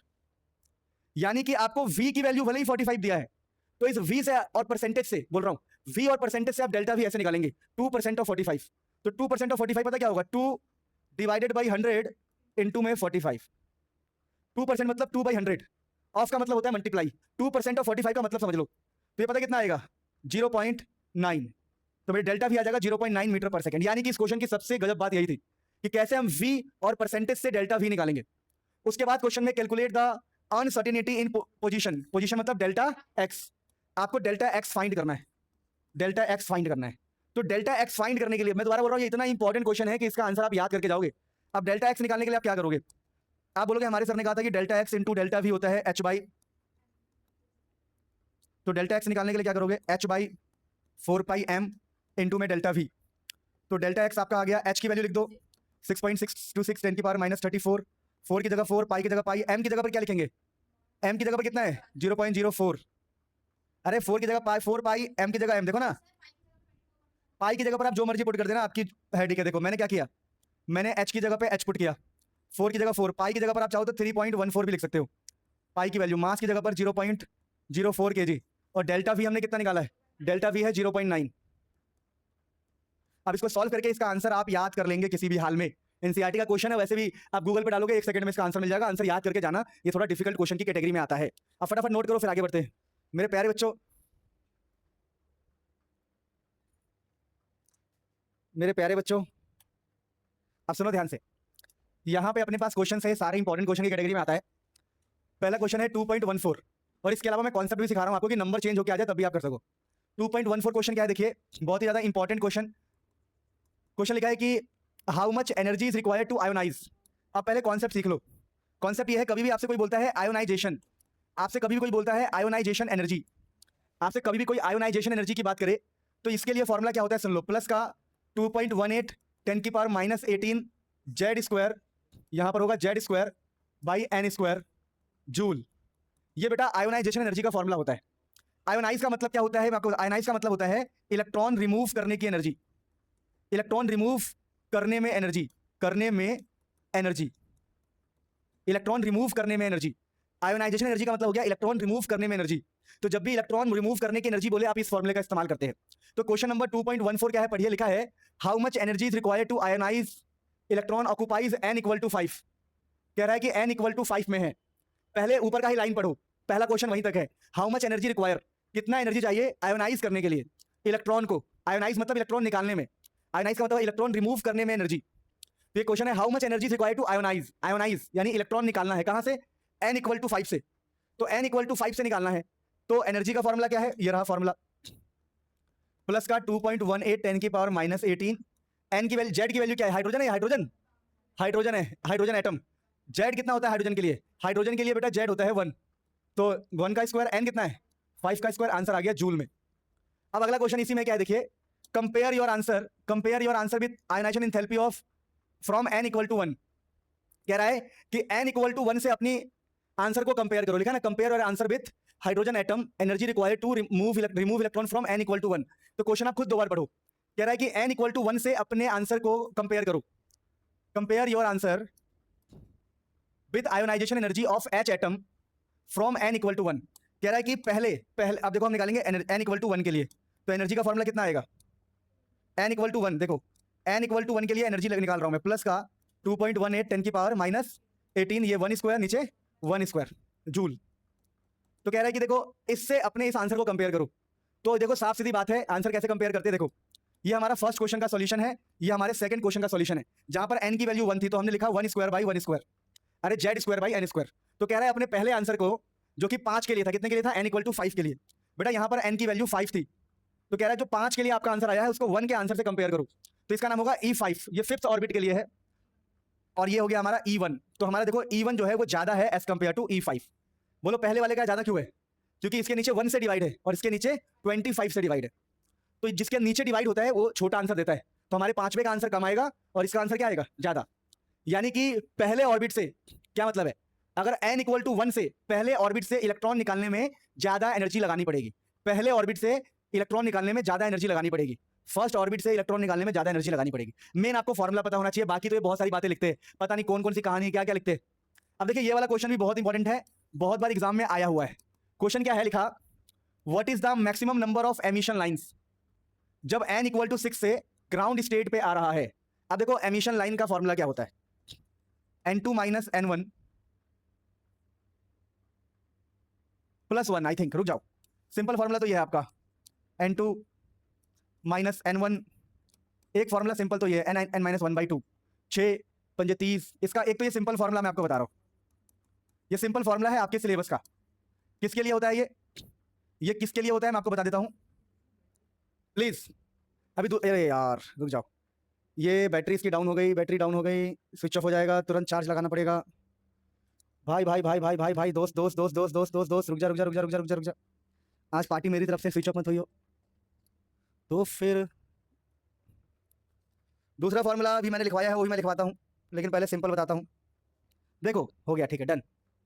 अब सुनो, जब भी आपसे कोई बोले maximum number of emission lines, तो एमिशन लाइंस के लिए हमारे पास एक फॉर्मूला ये है, एमिशन लाइंस के लिए, एमिशन लाइंस,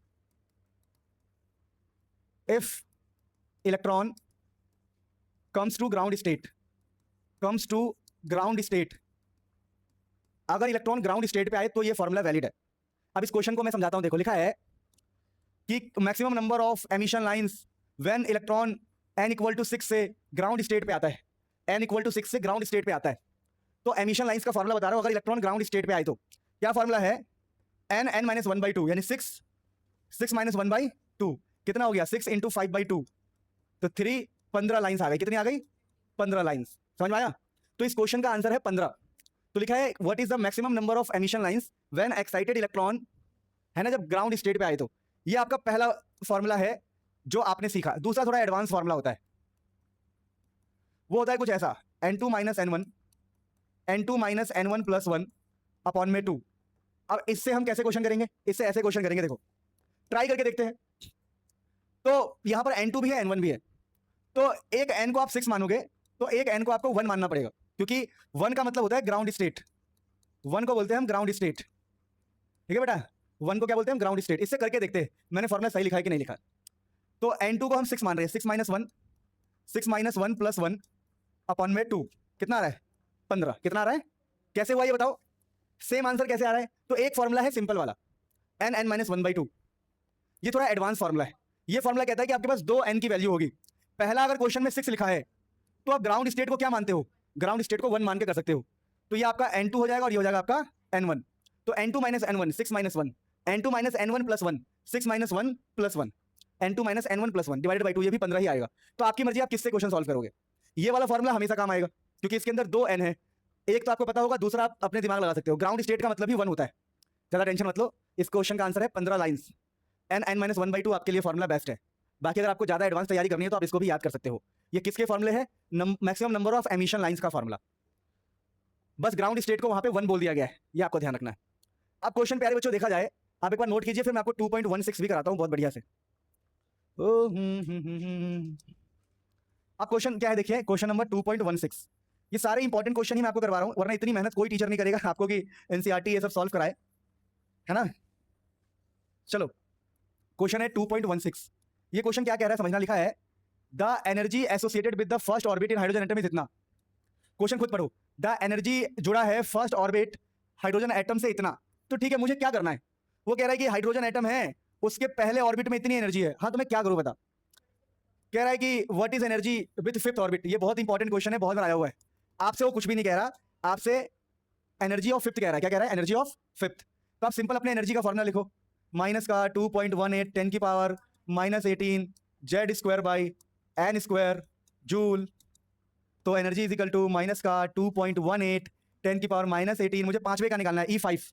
तो जेड की जगह 1 आएगा और एन की जगह पे 5 आ गया। क्वेश्चन सॉल्व हो गया। ये लो, वो कह रहा है भैया energy associated with the first orbit. क्या करूं? पहले ऑर्बिट में इतना एनर्जी होता है। हाँ ठीक है, होता होगा। मुझसे क्या चाहता है? मुझसे चाहता है what is energy associated with the fifth orbit. मुझसे वो फिफ्थ ऑर्बिट का चाहता है, तो मैंने उसको फिफ्थ ऑर्बिट का बता दिया, एनर्जी ऑफ 5। तो इसमें क्वेश्चन कंफ्यूज करने के लिए देते हो। अच्छा जी, तो मेन आपको फॉर्मूले याद रखने और कुछ भी नहीं। आप देखो अगले क्वेश्चंस। अगले क्वेश्चंस क्या है, अब इसे नोट कर लो फिर आगे। अच्छा, रेडियस पूछा है, देखो क्या लिखा है, calculate the radius of both fifth orbit. Radius का फॉर्मूला जानते हो आप लोग? रेडियस का फॉर्मूला था 52.9 10 की power minus 12 n square by z metre. याद है? तो एन की जगह क्या पुट करोगे? एन की जगह क्या पुट करोगे? 5 पुट करोगे। Very good. फिफ्थ ऑर्बिट है तो एन की जगह पर फिफ्थ ऑर्बिट, फिफ्थ ऑर्बिट मतलब एन की जगह पर 5 पुट करो, आपका आंसर आपकी जेब में आ जाएगा। फिफ्थ ऑर्बिट मतलब एन की जगह 5 पुट करो, आंसर जेब में आएगा, जेड की वैल्यू 1। इसे नोट करो, फिर हम आगे बढ़ते हैं। अब देखिए, जो लॉन्गेस्ट और शॉर्टेस्ट है इसका कॉन्सेप्ट मैं पहले सिखा चुका हूं, पर मैं आपको ये क्वेश्चन बताता हूं। देखो, ये जनरली बहुत हार्ड पेपर में आएगा, क्योंकि ये 12th का टॉपिक होता है और बहुत हार्ड पेपर बना तो ये आएगा, वरना ऐसे क्वेश्चन नहीं आते। अब ये क्वेश्चन में मैं आपको थोड़ा समझाता हूं, ध्यान से देखना। एक कॉन्सेप्ट होता है लॉन्गेस्ट का, लॉन्गेस्ट वेवलेंथ, और एक कॉन्सेप्ट होता है शॉर्टेस्ट वेवलेंथ का, शॉर्टेस्ट वेवलेंथ।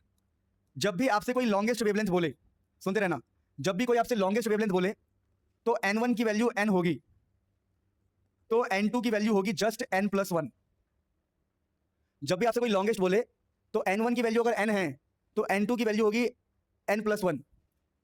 सर समझ नहीं आया? अभी समझ जाओगे, बेफिक्र रहो। अभी मैं समझा रहा हूं। एग्जाम्पल के तौर पे मान लो क्वेश्चन में, समझना ध्यान से, एग्जाम्पल के तौर पे मान लो क्वेश्चन में किसी ने बोला कि भाई मेरा n1 की वैल्यू 2 है, तो मेरा n2 क्या होगा? देखो, तो लिखा है कि n1 की वैल्यू अगर n हो तो n2 की वैल्यू जस्ट उसका अगला होगा n प्लस 1, यानी n2 होगा 2 प्लस 1, n प्लस 1। तो अगर 2 है तो 2 प्लस 1। ये होता है लॉन्गेस्ट वेवलेंथ का कॉन्सेप्ट। शॉर्टेस्ट वेवलेंथ में क्या है, अगर n1 की वैल्यू मान लो कुछ भी है n, तो n2 हमेशा इनफाइनाइट होगा, यानी n2 आपको लिखना ही नहीं है, डोंट राइट। इसकी वैल्यू इनफाइनाइट होती है, डोंट राइट। अरे राइट की स्पेलिंग क्या होती है, भूल गया मैं। WRIGST गलत है? अच्छा, राइट। भाई साहब, क्या क्या भूल जाता हूं मैं, सोचो आप, दैट्स गोइंग क्रेजी। तो अगर n आपको है, जैसे एग्जांपल लेते हैं, मान लो n1 की वैल्यू हो गई 2, तो n2 यहां पे आपको लिखना ही नहीं है, इनफाइनाइट होता है ये, इसको लिखना ही नहीं है। मैं आपको दोनों करवाता हूं। पहले ये वाला क्वेश्चन करते हैं। ये क्वेश्चन कौन सा है? तो ये क्वेश्चन हमारा, देखो, calculate the wavelength of the longest, longest और यहां पर लिखा है बाल्मर। जिसको नहीं पता बेटा, आपको एक छोटी सी बात मैं आपको बता दूं, Lyman Balmer Paschen bracket Pfund, ये 5 होते हैं। तो लाइमन ना दूसरे नंबर पे आता है, तो यहां से N1 की वैल्यू 2 मिल गई, समझो N1 की वैल्यू 2 मिल गई। और दूसरा इसने क्या बोला है कि लॉन्गेस्ट, तो लॉन्गेस्ट होने का मतलब क्या है, इस वाला कॉन्सेप्ट लगेगा कि अगर एक 2 है तो अगला होगा उसका अगला, अगर 2 है तो दूसरा क्या होगा 3। तो अगर इसमें बालमर बोला है तो बालमर का N1 2 है तो N2 क्या होगा इसका 3। और निकालना क्या है हमें, वेवलेंथ, हमें वेवलेंथ निकालना है।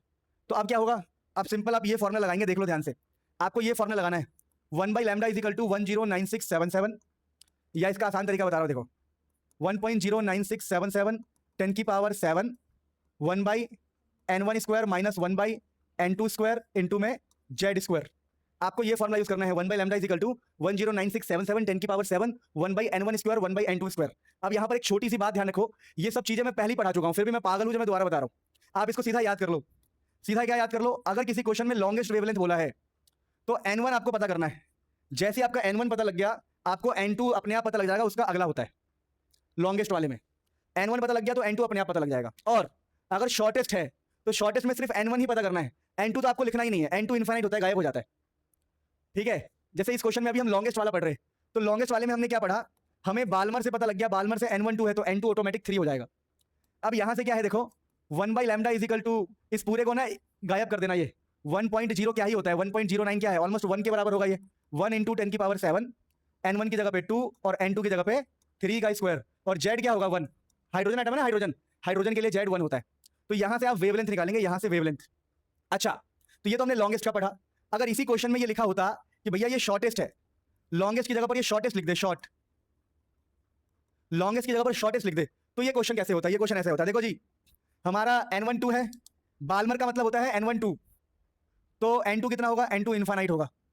यानी जब आप फॉर्मूला लिखोगे ऐसे लिखोगे 1/λ = 1.09677 10⁻7 1 बस N1 स्क्वायर इंटू में जेड स्क्वायर। क्या बोला मैंने, डोंट राइट N2 लिखना ही नहीं है, बस सिंपल सिर्फ यहाँ पर N1 रहेगा, क्योंकि दूसरा तो है ही नहीं ना हमारे पास। N1 की वैल्यू कितनी है 2, तो यहाँ पर क्या हो जाएगा 2 का स्क्वायर। तो ये मैंने आपको एक्स्ट्रा पढ़ा दिया, मेरा काम पढ़ाना नहीं था, मेरा काम क्वेश्चन कराना था, पर मैंने पढ़ा दिया कि लॉन्गेस्ट और शॉर्टेस्ट में क्वेश्चन को कैसे करना है। आप नोट कर लीजिए, फिर हम आगे बढ़ते हैं। देखो मैं एक बात बताऊं, तो जरूरी नहीं है कि सेम क्वेश्चन आए, लेकिन पैटर्न सेम होगा। आजकल ना टीचर लोग अवॉइड करते हैं सेम क्वेश्चन देना। अगर यही आप आज से 4 साल पहले पढ़ रहे होते तो टीचर लोग डायरेक्टली एनसीईआरटी के क्वेश्चन डालते थे, डायरेक्टली एनसीईआरटी के या पीवाईक्यू के।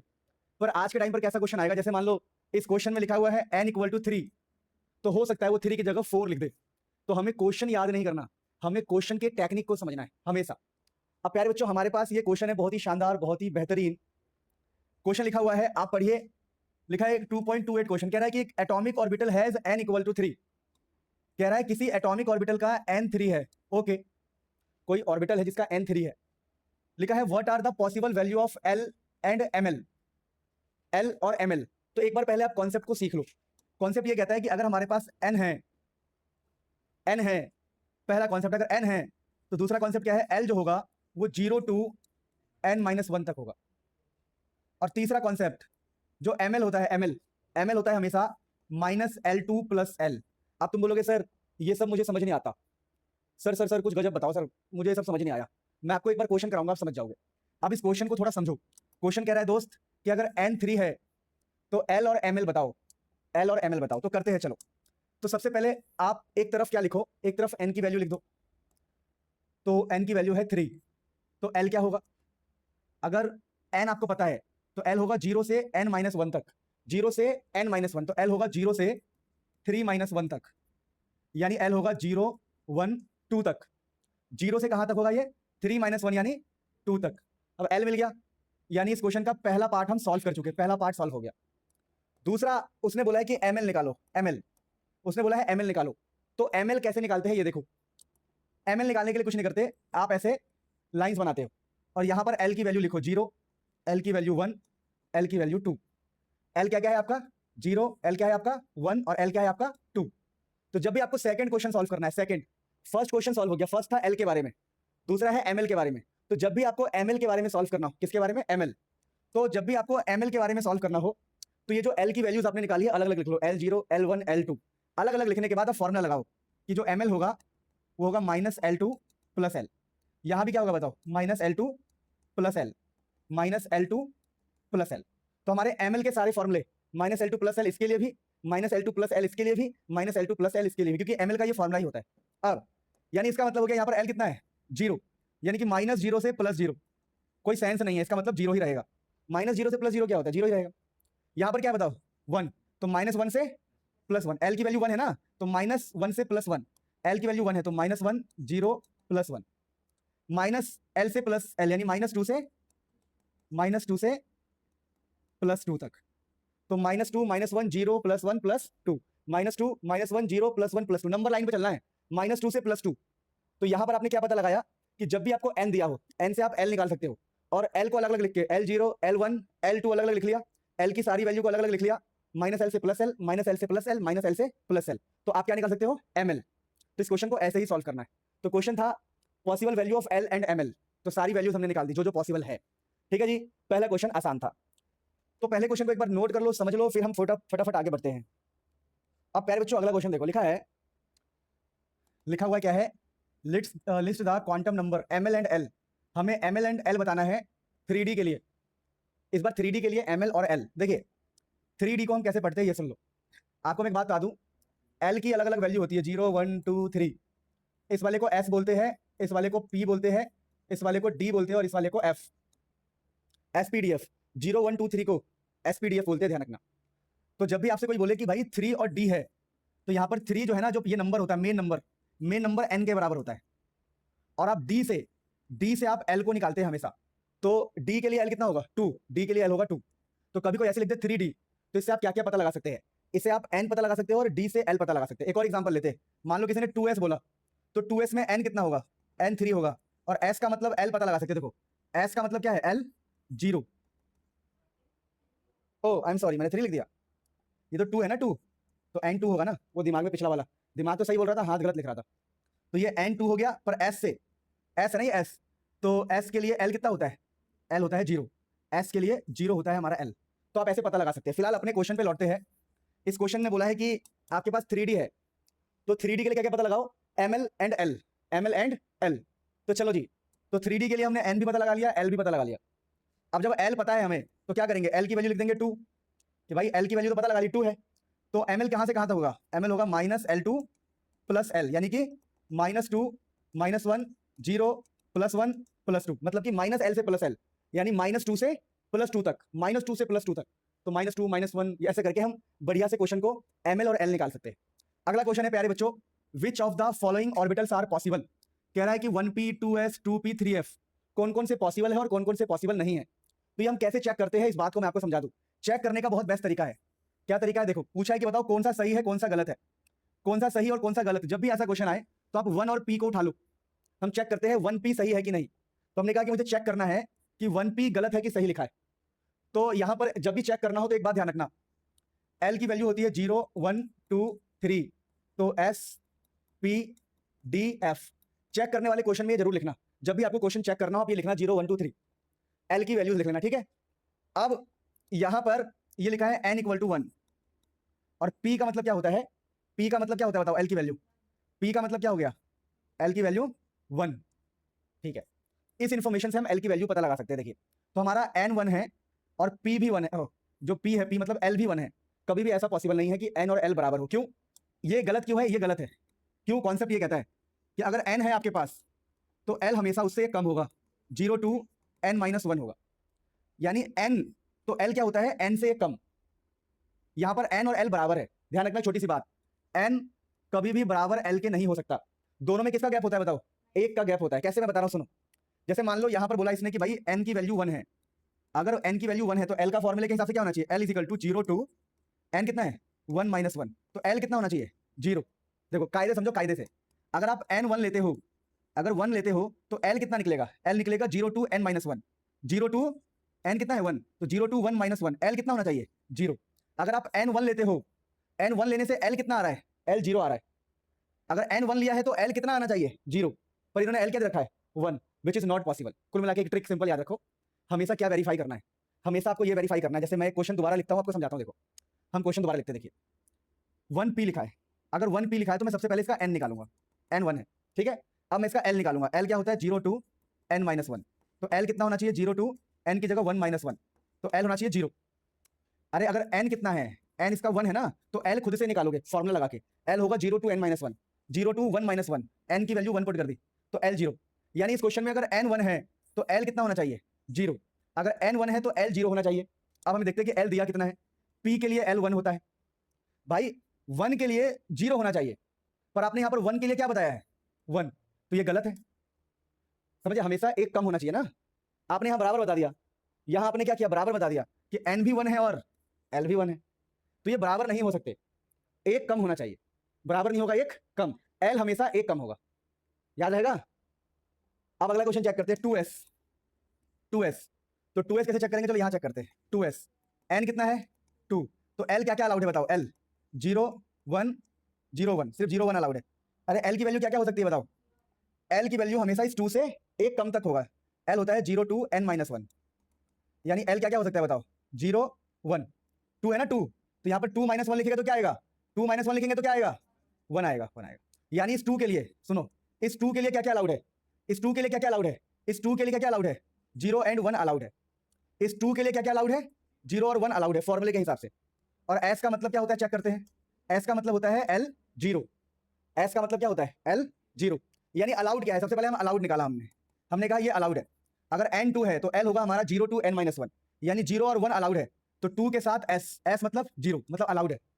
तो सबसे पहले आप अलाउड वैल्यूज निकालोगे और फिर चेक करोगे कि अलाउड वैल्यूज के रेंज में आ रहा है कि नहीं आ रहा। अलाउड वैल्यू निकालो और चेक करो। तो फटाफट इसका मुझे चेक करके बताओ, फिर हम आगे बढ़ते। 2p और 3s का चेक करके बताओ कमेंट में, फिर आगे बढ़ते। सुनो, आप क्वेश्चन है देखिए, using SPD notation describe the orbital with the flowing quantum numbers. कह रहा है n है 1, ठीक है। सुनो देखिए ध्यान से, अगला क्वेश्चन, n 1 है तो ये हो गया 1, n को हमेशा आगे लिखते हैं, ये है 1। और l 0 का मतलब क्या होता है मैं आपको बता दूं, देखो ये बॉक्स जीवन भर के लिए याद कर लो। l की वैल्यू का बॉक्स है ये 0 1 2 3 SPDF, ठीक है। तो ये कह रहा है कि n की वैल्यू 1 ले लो, मैंने 1 ले लिया। l 0 का मतलब क्या है? s, तो ये हो गया 1s, ये हो जाएगा 1 और ये हो जाएगा s। 0 का मतलब क्या होता है? s। अगला क्वेश्चन बताओ, n क्या है? 3 3, l 1 है, 1 का मतलब क्या होता है? p, ये 3p है। 1 का मतलब क्या होता है? p, बाकी ये खुद कर लेना। बाकी ये क्या होगा बताओ? 4 4f, f होगा ये 4f। ये क्या होगा? 4d, ठीक है, याद रखना। अब ये क्वेश्चन इंटरेस्टिंग है, नीचे जो है ये एग्जाम में आया हुआ भी है क्वेश्चन। देखो यार, बहुत सिंपल सिंपल बातें, अगर आपने मेरे लेक्चर पढ़े हैं ना, अगर आपने मेरा 40 मिनट का लेक्चर भी पढ़ा है तो आप कनेक्ट कर पाओगे कि मैं क्या पढ़ा रहा हूँ। ऐसा नहीं है कि मेरे छोटे लेक्चर पावरफुल नहीं है, they are also powerful, but अगर आप क्वेश्चंस भी अलग से कर रहे हो तो सिर्फ आपने सोचा कि मैं 40 मिनट का लेक्चर देख के धूम मचा दूंगा, तो धूम तो नहीं मचने वाला। आप सुनो ध्यान से, मतलब आप थियोरी आपको पता होना चाहिए, थियोरी, उसके बाद क्वेश्चन लगा लो, बात खत्म है। देखो लिखा है, explain giving reason which of the following set of quantum numbers are not possible. बताना इनमें से कौन सा पॉसिबल नहीं है, बताना इनमें से कौन सा पॉसिबल नहीं है। तो पहला ऑप्शन क्या है? देखो पहला ऑप्शन हमारे पास है ये, फर्स्ट है कि n0। भाई n0 कैसे पॉसिबल हो सकता है? n0 नहीं होता बेटा, n हमेशा किससे स्टार्ट होता है? n हमेशा 1 2 3, n का मतलब होता है आपके मेन शेल। देखो मान लो ये है हमारे पास न्यूक्लियस, ये न्यूक्लियस है, ये पहला शेल, ये दूसरा शेल, ये तीसरा शेल, ये होते हैं n की वैल्यू, ये है n = 1 पहला। समझ पा रहे हो? n जो है ये है, देखो ये पहला n, ये दूसरा n, ये तीसरा n, तो शेल नंबर 0 हो सकता है क्या? नहीं, तो n 0 होना नॉट पॉसिबल। n कभी भी 0 नहीं हो सकता। n का मतलब होता है मेन शेल, मेन शेल कैसे 0 हो जाएगा? एटम के अंदर शेल नहीं है, ये क्या बात है? शेल नंबर 0 नहीं भाई, शेल हमेशा 1 से स्टार्ट होता है, ठीक है। तो ये कॉन्सेप्ट नहीं लगा सकते, तो n0 पॉसिबल नहीं है, खत्म, ये पॉसिबल नहीं है। अगला देखो, n1 l0 और फिर ml भी 0, तो हमें सब वेरीफाई करना पड़ेगा। चलो कैसे वेरीफाई करेंगे? चलो n1, अगर n1 है तो अलाउड निकालो, अलाउड क्या क्या है? अगर n1 है तो क्या क्या अलाउड है? अलाउड देखें, चलो अलाउड देखते हैं। l क्या क्या होगा? 0 to n - 1, यानी कि l क्या अलाउड है? 0 to 1 - 1 है ना, n की वैल्यू डाल देंगे 1, तो l कितना अलाउड है इसको? 0, l0 अलाउड है। यानी अगर n1 है तो l0 अलाउड है, n1 l0। अच्छा, ये दोनों पॉइंट सही है। अब ml निकालना पड़ेगा। ml कैसे निकालते हो? ml कैसे निकालते हो? ml ऐसे निकालते हो आप, ml -l2 + l। l कितना आया आपका? 0 आया है, 0 आया है मतलब -0 से +0 यानी कि 0। तो n1 l0 अलाउड है और ml0, तो ml0 भी अलाउड है, तो ठीक है, ml0 अलाउड है, तो ये पूरे अलाउड है। ये होता है स्पिन। देखो स्पिन तो सबकी अलाउड होती है, स्पिन प्लस का मतलब क्लॉकवाइज, माइनस का मतलब एंटी क्लॉकवाइज, तो क्लॉक एंटी क्लॉकवाइज तो हमेशा ही अलाउड है भाई, स्पिन को लेकर चिंता नहीं करनी। तो ये हमने चेक किया बेटा। क्या ऐसे आप सारे चेक कर सकते हो? ये सब चेक कर सकते हो? कुछ नहीं, एन चेक करना है, एल चेक करना है कि एल अलाउड है कि नहीं है, और फिर एमएल चेक करना है कि एमएल अलाउड है कि नहीं। इसमें क्या आ रहा, नहीं आ रहा, ये तो गलत है। बोलो सी कैसे गलत है, एन और एल बराबर कर दिया, एन और एल बराबर नहीं होता, एल हमेशा एक कम होता है, ये अलाउड नहीं है। वैसे आप ये चेक करेंगे, मैंने आपको कॉन्सेप्ट सिखा दिया है, तो यहां तक चेक कर लेना। अब मैं आपको एक मोस्ट इंपॉर्टेंट क्वेश्चन बताता हूं, ये वाला आप एक बार ये ट्राई करके दिखाओ मेरे लिए, चलो ये वाला ट्राई करके दिखाओ मेरे लिए, तब मैं मानूंगा फटाफट। अब देखो ये क्वेश्चन बहुत इंपॉर्टेंट है, one of my favourite question, इसको मैं कहता हूं दिलचस्प क्वेश्चन। ये ऐसा क्वेश्चन है जो सेम टू सेम आएगा और आने के चांसेस बहुत ज्यादा है, अगर आपके टीचर समझदार है तो ऐसे इंटेलिजेंट वाले क्वेश्चन देंगे। अब अगर मान लो टीचर उस पर आ जाए कि नहीं मैं तो फेल करके रहूंगा, मान लो टीचर के मन में ऐसा है, तब तो भैया वो कुछ भी लिख देंगे, कहानी लिख देंगे कि एक दादा था, उसका पोता था, उसकी पोती भी थी, उसकी बेटी भी थी, इसका आंसर तुझसे नहीं निकलेगा, तू फेल है, thank you for attempting the paper. नहीं समझ में आई बात, मैं क्या कह रहा हूं? देखो सब टीचर, स्कूल के टीचर पे डिपेंड करता है, मैं हकीकत बताऊं तो आपको। और मुझे लगता है स्कूल के टीचर जो होते हैं वो जानबूझ के ना, काफी हद तक बहुत सारे टीचर जानबूझ के ऐसा करते हैं कि टफ पेपर बनाते हैं कि अगर हम पेपर टफ बनाएंगे तो बच्चों के कम नंबर आएंगे, तो बच्चे और मेहनत करेंगे। अरे बच्चे और मेहनत नहीं कर रहे भैया, वो बहुत डिमोटिवेट हो जा रहे हैं, उनके ऊपर पहले से बहुत प्रेशर है। एक तो ट्रैवलिंग का प्रेशर, फिर स्कूल में इतनी सारी चीजें, घर पे इतनी सारी चीजें, तो इतना प्रेशर वो पहले से ही झेल रहे हैं। तो भाई विद इन द किताब, तुमने बोला एनसीईआरटी पढ़ो, हम एनसीईआरटी पढ़ रहे, तो एनसीईआरटी से पेपर बना दो भाई। चलो एनसीईआरटी से पेपर नहीं बना रहे हो तो ठीक है, एनसीईआरटी जैसा पेपर बना दो, N3 की जगह 2 दे दो आप, L0 की जगह 1 दे दो आप, पर वो ऐसा भी नहीं करेंगे। L इक्वल टू कबूतर, सॉल्व कर, L के बराबर में हिंदी में लिखेंगे कबूतर, सॉल्व कर। तुम बोलोगे कबूतर कहां से आ गया ये, चलो ध्यान दो। अब देखिए, how many electrons in atom may have the flowing quantum number, how many electrons, how many electrons पूछा बेटा। अब इसके लिए मैं आपको कहानी बताता हूं, एक क्वेश्चन पूरा उठा के, N4 ms मतलब ये होता है स्पिन क्वांटम नंबर, तो N4 है, क्वेश्चन है N4 ms यानी स्पिन है हाफ। अब इस क्वेश्चन का आंसर कैसे करेंगे ये देखो, कभी भी आपसे बोले N4, उसने बोला N4, तो मैं आपको एक बहुत गजब बात बता रहा हूं, बहुत गजब बात। Total number of possible electron, total number of possible electron, possible electrons, उसका फॉर्मूला होता है 2n square. Total number of possible electron, कितने इलेक्ट्रॉन हो सकते हैं, तो total number of possible electron का फॉर्मूला होता है, total number of possible electron का फॉर्मूला है 2n स्क्वायर। पर आप इससे कभी मत करना, क्यों नहीं करना, मैं तो कूल बनने के लिए आपको शॉर्टकट से करा दूंगा, लेकिन अगर क्वेश्चन घुमा के आ गया तो आप फंस जाओगे। तो हम पढ़ेंगे ऑथेंटिक क्लासिकल तरीका, ऑथेंटिक क्लासिकल तरीका। ऑथेंटिक तरीका क्या होता है सुन लो, ऑथेंटिक तरीका बता रहा हूं। सबसे पहले आप n से अलाउड l निकालोगे, तो l कितना होता है बताओ, 0 to n-1। बहुत सारे टीचर आएंगे इंस्टाग्राम पे, आज मैं तुमको 1 मिनट में बता दूंगा नंबर ऑफ इलेक्ट्रॉन कैसे, ऐसे हिल के बोलेंगे, हिल के मैं नंबर ऑफ इलेक्ट्रॉन बता दूंगा, देख बेटा 30 सेकंड में करेगा, 30 सेकंड में जेई का क्वेश्चन, नीट का क्वेश्चन, किसी का क्वेश्चन 30 सेकंड में करेगा, तो 30 सेकंड में करेगा, 2n स्क्वायर ले आ गया। अब पेपर जब जब बच्चा असली में करने जाता है, ऐसे ही मेरे फीड में ऐसे टीचर आ जाएंगे कि देख 24 का स्क्वायर तेरे से नहीं हो रहा था, तेरे दादा से भी नहीं हुआ, तेरे पापा से भी नहीं हुआ, किसी से नहीं हुआ, 1 सेकंड में, 1 सेकंड में, 1 सेकंड में, आजा इसको इससे कर, इसको इससे कर, इसको इससे कर, हो गया। सर 29 का भी बता दो, वो हर क्वेश्चन का अलग ट्रिक है। अगर 5 से डिविजिबल है तो अलग ट्रिक, 9 से डिविजिबल है तो अलग ट्रिक, 3 से डिविजिबल है तो अलग ट्रिक। भैया मैं ऐसे कर लूंगा, 24 2 बार कर लूंगा भैया, तुम मत बताओ ट्रिक। और मिलियन शेयर होंगे इन वीडियोस पे। तो भैया कभी मैं कहता हूं don't go with tricks, tricks सिर्फ और सिर्फ आपके मन की शांति के लिए है, यूज नहीं होते कई बार। अब देखो मैं आपको प्रॉपर असली तरीका बता रहा हूं, n इक्वल टू 4 और ms इज इक्वल टू -12। इस क्वेश्चन में हमें निकालना है total number of electron, total number of possible electron, possible electrons. तो क्लासिकल तरीका बता रहा हूं, पहले n लिखो, उसे अलाउड l निकालो, l की वैल्यू होगी 0 1 2 3, नहीं समझे, l की वैल्यू क्या होगी 0 से n-1, 4 से 1 -1 3 तक। देखिए s का मतलब होता है, सुन लो, 0 का मतलब s p d f लिख देना। अब ये याद रखो, s के अंदर हम मैक्सिमम 2 इलेक्ट्रॉन भर सकते हैं, s के अंदर मैक्स टू मैक्स 2, p के अंदर मैक्सिमम हम 6 भर सकते हैं, ठीक है, d के अंदर मैक्सिमम 10 और f के अंदर मैक्सिमम 14। ये इलेक्ट्रॉन्स होते हैं बेटा, s के अंदर हम भर सकते हैं मैक्सिमम, मैक्सिमम बता रहा हूं, s के अंदर मैक्सिमम 2, फिर p में 6, d में 10, f में 14। काउंट कर लो कितने हो गए, 6 2 8 20, कितने हो गए, नहीं 6 2 8 14 22 10 32 32।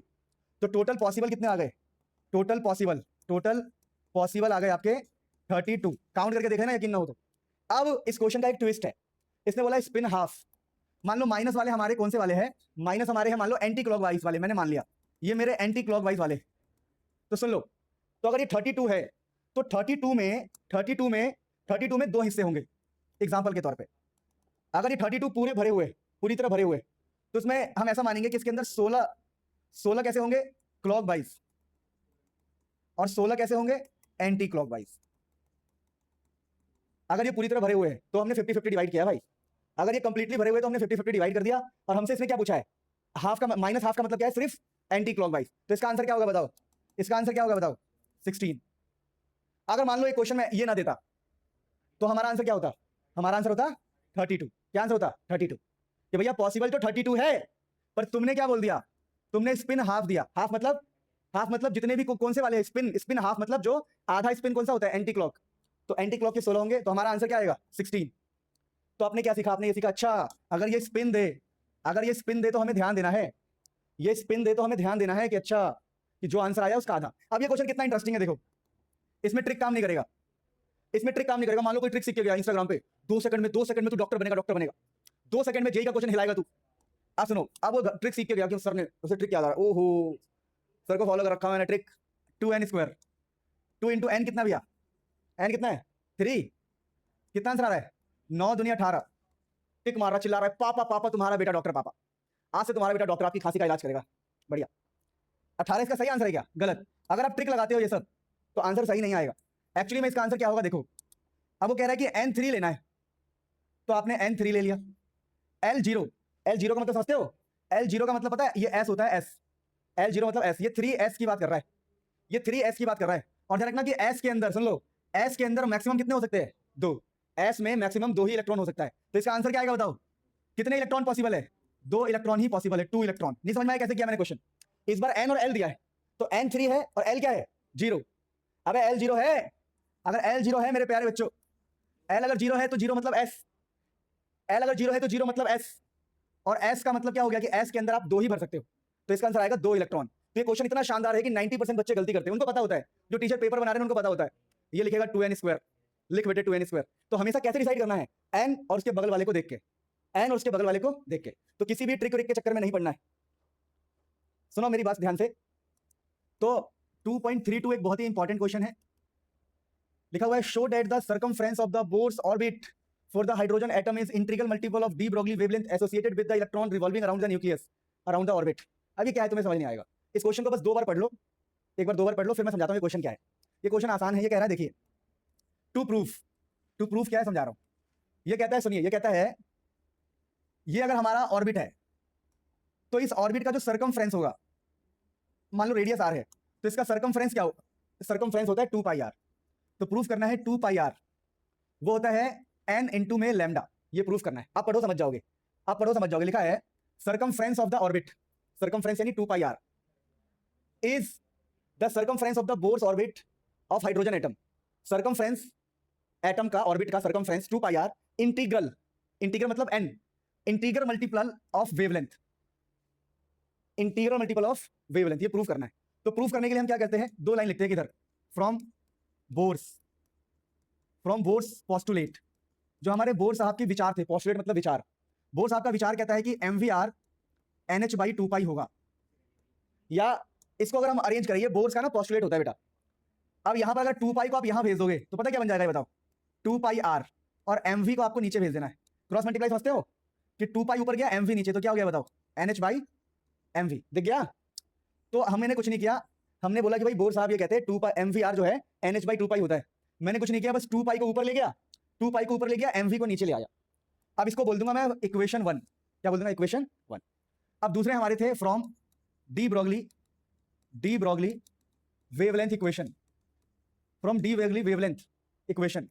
उन्होंने डी ब्रोगली साहब ने एक इक्वेशन दिया था, डी ब्रोगली वेवलेंथ का इक्वेशन। क्या था इक्वेशन बेटा, क्या था इक्वेशन डी ब्रोगली का, बताओ। डी ब्रोगली का था lambda is equal to h/mv, lambda is equal to h/mv, जिसको हम इक्वेशन 2 बोलेंगे। अब क्या होगा देखो, अब आप समझ गए होंगे, समझ गए कि यहां पर h/mv दिख रहा है, h/mv दिख रहा है। अब बोलेंगे फ्रॉम 1 and 2, फ्रॉम 1 and 2, देखो 2πr अपनी जगह, 2πr अपनी जगह, देखो 2 इंटू पाई इंटू आर अपनी जगह, 2πr अपनी जगह है, n अपनी जगह, n भी अपनी जगह, बस h/mv दिख रहा है यहाँ पे, h/mv की जगह लैम्डा पुट कर देंगे, बस आ गया कि भैया ये जो h/mv है, h/mv वो किसके बराबर होता है, h/mv होता है लैम्डा के बराबर, तो यहाँ पे लैम्डा आ जाएगा, h/mg की जगह पर n के बगल में लैम्डा आ जाएगा, तो हमारा प्रूफ हो गया। अरे बड़ा आसान है, देखो 2πr is equal to nh/mv, और h/mv को क्या बोलते हैं हम, लैम्डा। तो इस वाले इक्वेशन को देखो, इस इक्वेशन को हमने ऐसा लिख दिया, 2 पाई आर की जगह 2 पाई आर, एन की जगह पर एन लिख दिया, और ये जो एच वाई एम वी है, एच वाई एम वी के बदले पे लैम्डा पुट कर दिया हमने, कि इक्वेशन 2 को हमने इक्वेशन 1 में सब्स्टिट्यूट कर दिया। हमें पता है कि एच वाई एम वी ही लैम्डा होता है। ये प्रूफ करने के लिए एग्जाम में आ सकता है, क्वेश्चन भी लिखो और आंसर भी लिखो, फिर हम आगे बढ़ते हैं। सुनो प्यारे बच्चों, अब एक बहुत ही अमेजिंग क्वेश्चन 2.33 एक बहुत ही ज्यादा इंपॉर्टेंट क्वेश्चन की कैटेगरी में आता है, और 2.34 भी एक इंपॉर्टेंट क्वेश्चन कैटेगरी में है, और इसके अलावा 2 क्वेश्चन और मुझे करवाने हैं फोटो इलेक्ट्रिक इफेक्ट के ऊपर। तो क्वेश्चन है व्हाट ट्रांजिशन, अब ये क्वेश्चन बहुत इंपॉर्टेंट है, टफ पेपर में ये क्वेश्चन आते हैं बेटा, ये वाले। लिखा है कि what transition in the hydrogen spectrum would have the same wavelength in Balmer transition. अब ये क्वेश्चन क्या है ना, देखो यहीं पर कराऊंगा तो आप समझ पाओगे। एक्चुअली मैंने ये 2 बातें कह रहा है, देखो अब ये बातें क्या कह रहा है समझना, थोड़ा ध्यान से समझना, ध्यान से कह रहा है क्वेश्चन को समझना। What transition in the hydrogen spectrum, कह रहा है कि आपके पास हाइड्रोजन है, हाइड्रोजन, तो कह रहा है हाइड्रोजन में N1 क्या होगा और N2 क्या होगा। ट्रांजिशन का मतलब क्या होता है, देखिए एक एटम के अंदर ना इलेक्ट्रॉन्स, एक एटम के अंदर इलेक्ट्रॉन्स एक जगह से दूसरी जगह जाता है, इसको बोलते हैं हम ट्रांजिशन। तो इसको मान लो आपने N1 बोल दिया, इसको आपने N2 बोल दिया, आपकी मर्जी, किसी को भी कुछ भी बोल सकते हो। तो कह रहा है कि बताओ ट्रांजिशन कहां से कहां होगा, N1 N2 क्या होगा। What transition in the hydrogen spectrum, transition कहां से कहां होगा, N1 N2 क्या होगा, ताकि सेम वेवलेंथ हो जाए, ठीक है। बाल्मर ट्रांजिशन N4 से N2 हीलियम प्लस में। अब मेरी बात सुनो ध्यान से, एक छोटी सी बात, इस क्वेश्चन को कम से कम 20-30 बार पढ़ना तब समझ आएगा, पर मैं आपको समझा रहा हूं क्वेश्चन शुद्ध भाषा में। देखो एक कह रहा है कि हीलियम है, हीलियम प्लस, उस हीलियम में ट्रांजिशन हुआ है N4 से N2 में। अब सुनो ध्यान से क्या कह रहा है, सुनो, आप क्वेश्चन पढ़ेंगे तो आपको समझ में आएगा। देखो कह रहा है कि ट्रांजिशन क्या होना चाहिए हाइड्रोजन के अंदर, ट्रांजिशन कहां से कहां होना चाहिए, N1 N2 क्या होना चाहिए, N1 N2 क्या होना चाहिए, N1 N2 क्या होना चाहिए हाइड्रोजन के अंदर, ताकि सेम वेवलेंथ हो इस ट्रांजिशन हीलियम के अंदर। कह रहा है इन दोनों का वेवलेंथ सेम है, इसका ट्रांजिशन पता है, इसका ट्रांजिशन निकालो, इसका ट्रांजिशन पता है, इसका ट्रांजिशन निकालो। मतलब इसका N1 N2 पता है, इसका N1 N2 निकालो। इस क्वेश्चन को 4-5 बार पढ़ो, जितनी बार पढ़ना है पढ़ो, क्योंकि मेरा काम यहां पर था आपको क्वेश्चन कराना, पर मैं कॉन्सेप्ट भी सिखा रहा हूं, क्वेश्चन भी करा रहा हूं। What transition in the hydrogen spectrum, hydrogen में कहां से कहां ट्रांजिशन होना चाहिए ताकि सेम वेवलेंथ हो जाए as the Balmer transition in helium plus. Balmer क्यों, क्योंकि एक N2 है तो ये बाल्मर ही होगा, बाल्मर नहीं भी लिखता तब भी काम चल जाता, क्योंकि N2 का मतलब बाल्मर ही होता है। Lyman, Balmer, Paschen, Brackett, Pfund, ये सीरीज याद होनी चाहिए। अब सुनो इस क्वेश्चन में हम क्या दिमाग लगा सकते हैं, इसने बोला है कि क्या सेम होना चाहिए, बताओ वेवलेंथ सेम होना चाहिए। तो एक काम करते हैं, चलो इसके वेवलेंथ का फॉर्मूला लगाते हैं, 1/λ इज इक्वल टू 1.09677 10 की पावर 7, यही था ना फॉर्मूला, 1.09677 10 की पावर 7। 1/N1 स्क्वायर नहीं पता जी, 1/N2 स्क्वायर नहीं पता जी, जेड स्क्वायर, ठीक है। और इसके भी वेवलेंथ का फॉर्मूला निकालते हैं, इसका क्या होगा, 1/λ इज इक्वल टू 1.09677 10 की पावर प्लस 7 1/N1 स्क्वायर, कितना है N1, 2 स्क्वायर अपन में 4 स्क्वायर, जेड स्क्वायर, समझ गए। तो इसका भी वेवलेंथ लिख दिया, इसका भी वेवलेंथ लिख दिया। उसने क्या बोला है बताओ, उसने बोला है कि वेवलेंथ सेम है, सेम मतलब इसका जो फॉर्मूला, इसका जो वेवलेंथ और इसका ये वाला फॉर्मूला दोनों क्या होंगे, बराबर होंगे, बराबर, इक्वल कर देंगे, इक्वल, दोनों बराबर है, इसी तभी तो क्वेश्चन आएगा। देखो 1.09677, देखो वैसे बताऊं, जब दोनों को बराबर रखोगे 1.09677 10 की पावर 7 1/N1 स्क्वायर हमें निकालना है, 1/N2 स्क्वायर निकालना है, जेड की वैल्यू 1 है। हाइड्रोजन के लिए जेड कितना होता है, 1, जेड मतलब एटॉमिक नंबर, जेड मतलब एटॉमिक नंबर, और ये बराबर किसके होगा, इस वाले के 1.09677 10 की पावर 7 1/2 का स्क्वायर, कितना होता है 2 का स्क्वायर 4, और 4 का स्क्वायर कितना होता है 16, और जेड कितना होगा 2।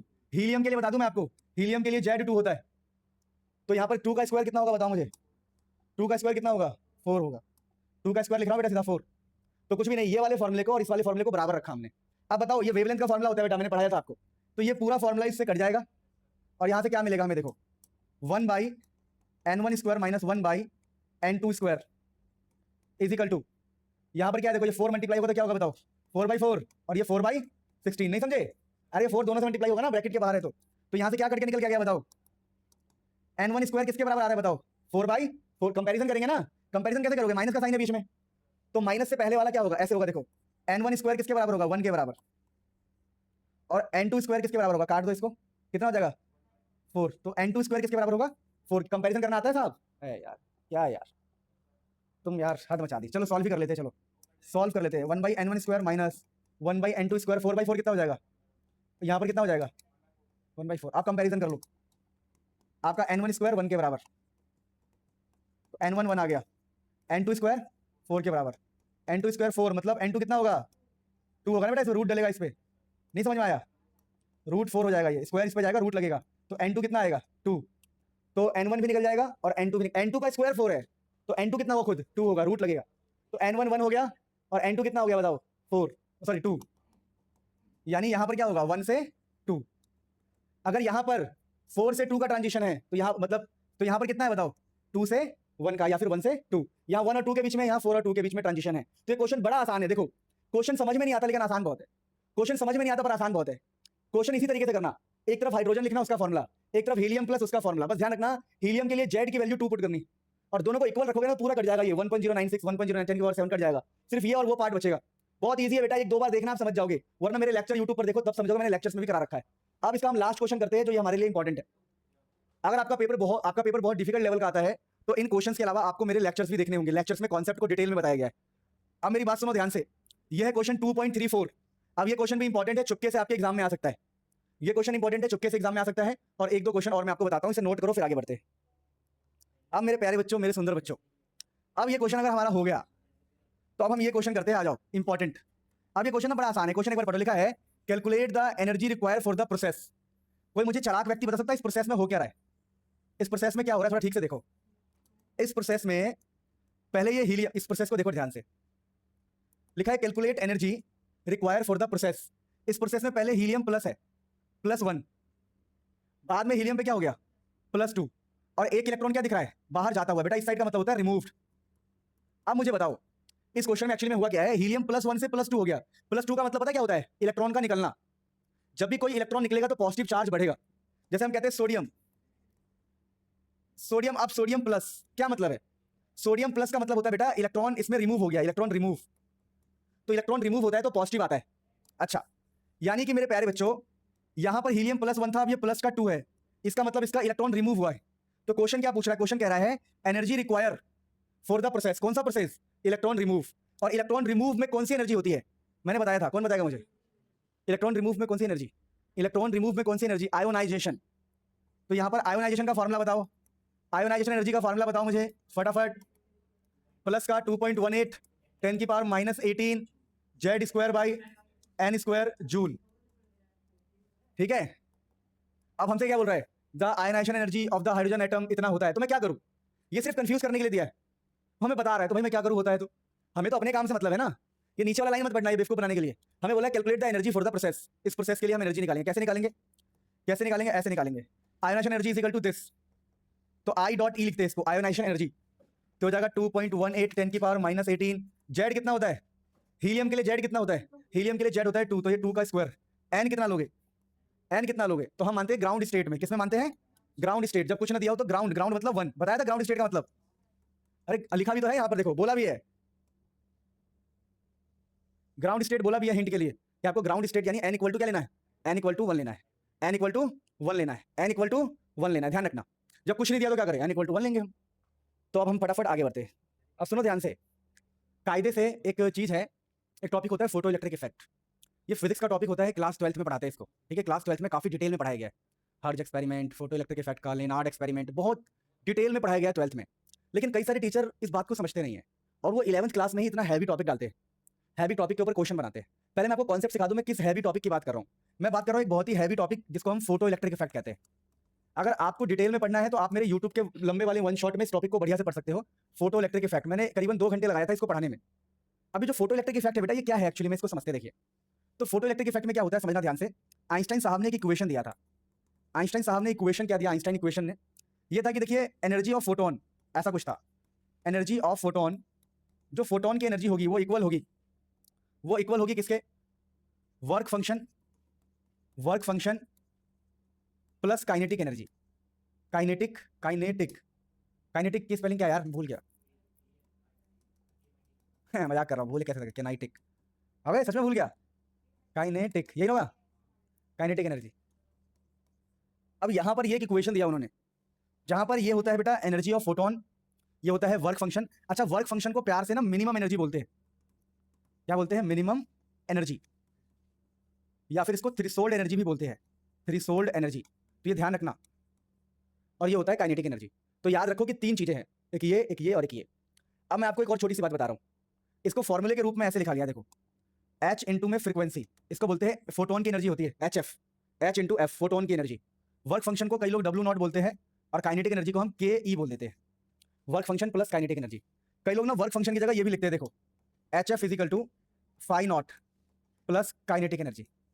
तो देखो अगर ज्यादा डिटेल में पढ़ना है, मतलब ये सब एक ही बात है, ये इक्वेशन है वर्ड, ये इक्वेशन और ये सब एक ही बात है। वर्क फंक्शन को ऐसे भी लिखते हैं हम फाई नॉट, और ये फोटोन की एनर्जी का फॉर्मुला होता है। देखो दोबारा बोल रहा हूँ, ये टॉपिक वही समझ पाएगा जिसने मुझसे चैप्टर पढ़ा है, वरना उसको दिक्कत होगी। पर फिलहाल हमारा मुद्दा ये है कि इसके ऊपर क्वेश्चन अगर आएगा तो आप कैसे कर सकते हो। तीन ही चीजें इसके अंदर, देखो एनर्जी ऑफ फोटोन आना चाहिए, वर्क फंक्शन और काइनेटिक एनर्जी, ये सब चीजों की इन्फॉर्मेशन होनी चाहिए बस। जैसे मैं आपसे बस एक क्वेश्चन करा रहा हूँ प्रैक्टिस के लिए आपके, पर उससे पहले मैं आपको छोटी सी एक और नॉलेज वाली बात बता दूं। देखिए energy of photon, energy of photon का एक ट्रिक बता रहा हूँ जो मैं एक्चुअली में 12th में पढ़ाता हूँ, ट्रिक वो इजी कैलकुलेशन के लिए। 1240 वेवलेंथ अगर नैनोमीटर में हो, ठीक है, आंसर आएगा ईवी में। आप बोलोगे सर ये तो खतरनाक चीजें बता रहे हो, आप बोल दो भाई मेरी मैं मजबूर हूँ। अब है ये 12th का टॉपिक, पर कई सारे स्कूल एग्जाम के टीचर ऐसी, क्या बोलूँ मैं आपसे, वो देते हैं तो क्या करें, तो सीख लेते हैं। ये टॉपिक तो आपने मुझसे पढ़ाई है, ये सब मैं पहले ही बता चुका हूँ, मेरा काम पढ़ाना भी नहीं है, मेरा काम है क्वेश्चन कराना। फिर भी अब देखो प्यारे बच्चों, बता रहा हूँ कि एनर्जी ऑफ फोटोन निकालने का फॉर्मूला 1240 अगर वेवलेंथ नैनोमीटर में हो, आंसर इलेक्ट्रॉन वोल्ट में आता है। अच्छा, और एनर्जी ऑफ फोटोन का दूसरा फॉर्मूला 12400 अगर वेवलेंथ A0 में हो, और ये आंसर भी इलेक्ट्रॉन वोल्ट में आता है। सर ये आपने क्यों लिखवाया, एक बार लिखो फिर मैं समझाता हूँ ये क्वेश्चन कैसे करना है, एक बार लिखो फिर बताता हूँ। सो मेरे सुंदर बच्चों, मेरे प्यारे बच्चों, कहाँ थे हम, यहाँ पे थे। ये लिखने के बाद मैं आपको समझाता हूँ ये क्वेश्चन, इस क्वेश्चन से आप समझ पाओगे पूरा फोटो इलेक्ट्रिक इफेक्ट। कह रहा देखो एक मोनोक्रोमेटिक रेडिएशन ऑफ वेवलेंथ इतना नैनोमीटर में है, अगर वेवलेंथ नैनोमीटर में है तो क्या फोटोन की एनर्जी निकाल सकते हो? अरे एनर्जी निकाल सकते हो ना फोटोन की, एनर्जी ऑफ फोटोन आप निकाल सकते हो। कैसे? आपके सर ने आपको एक ट्रिक बताया बहुत तगड़ा, 1240 को नैनोमीटर वाले से डिवाइड करना है, यानी 300 से डिवाइड करना है बस। नहीं समझे? नैनोमीटर वाला 300 है ना, 300, तो 1240 को 300 से डिवाइड करना है। देखो अगर नैनोमीटर में हो तो 1240 को लैम्डा से डिवाइड करो। आप कई लोग बोलेंगे सर क्या हम इस n की वैल्यू खोले? नहीं, n की वैल्यू नहीं खोलनी, इस ट्रिक में नहीं खोलना, क्योंकि मैंने ट्रिक बनाया है। ट्रिक में सिंपल क्या है, 1240 ऊपर होगा और नीचे होगा नैनोमीटर में जो भी वैल्यू है, डायरेक्टली आपको n की वैल्यू नहीं खोलनी। सर n की वैल्यू कुछ होती नहीं, ट्रिक है ना, ट्रिक में लॉजिक नहीं लगाते, ट्रिक में ट्रिक होता है खाली। इजी कैलकुलेशन के लिए ट्रिक बनाया मैंने ये।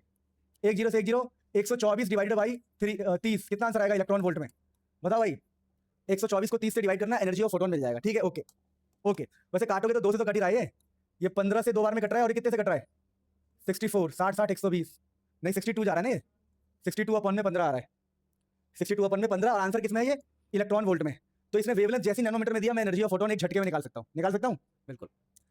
अब लिखा है एक मेटल सरफेस पे है, वर्क फंक्शन दिया हुआ है, यानी हमें वर्क फंक्शन दिया हुआ है 2 इलेक्ट्रॉन वोल्ट, कैलकुलेट क्या?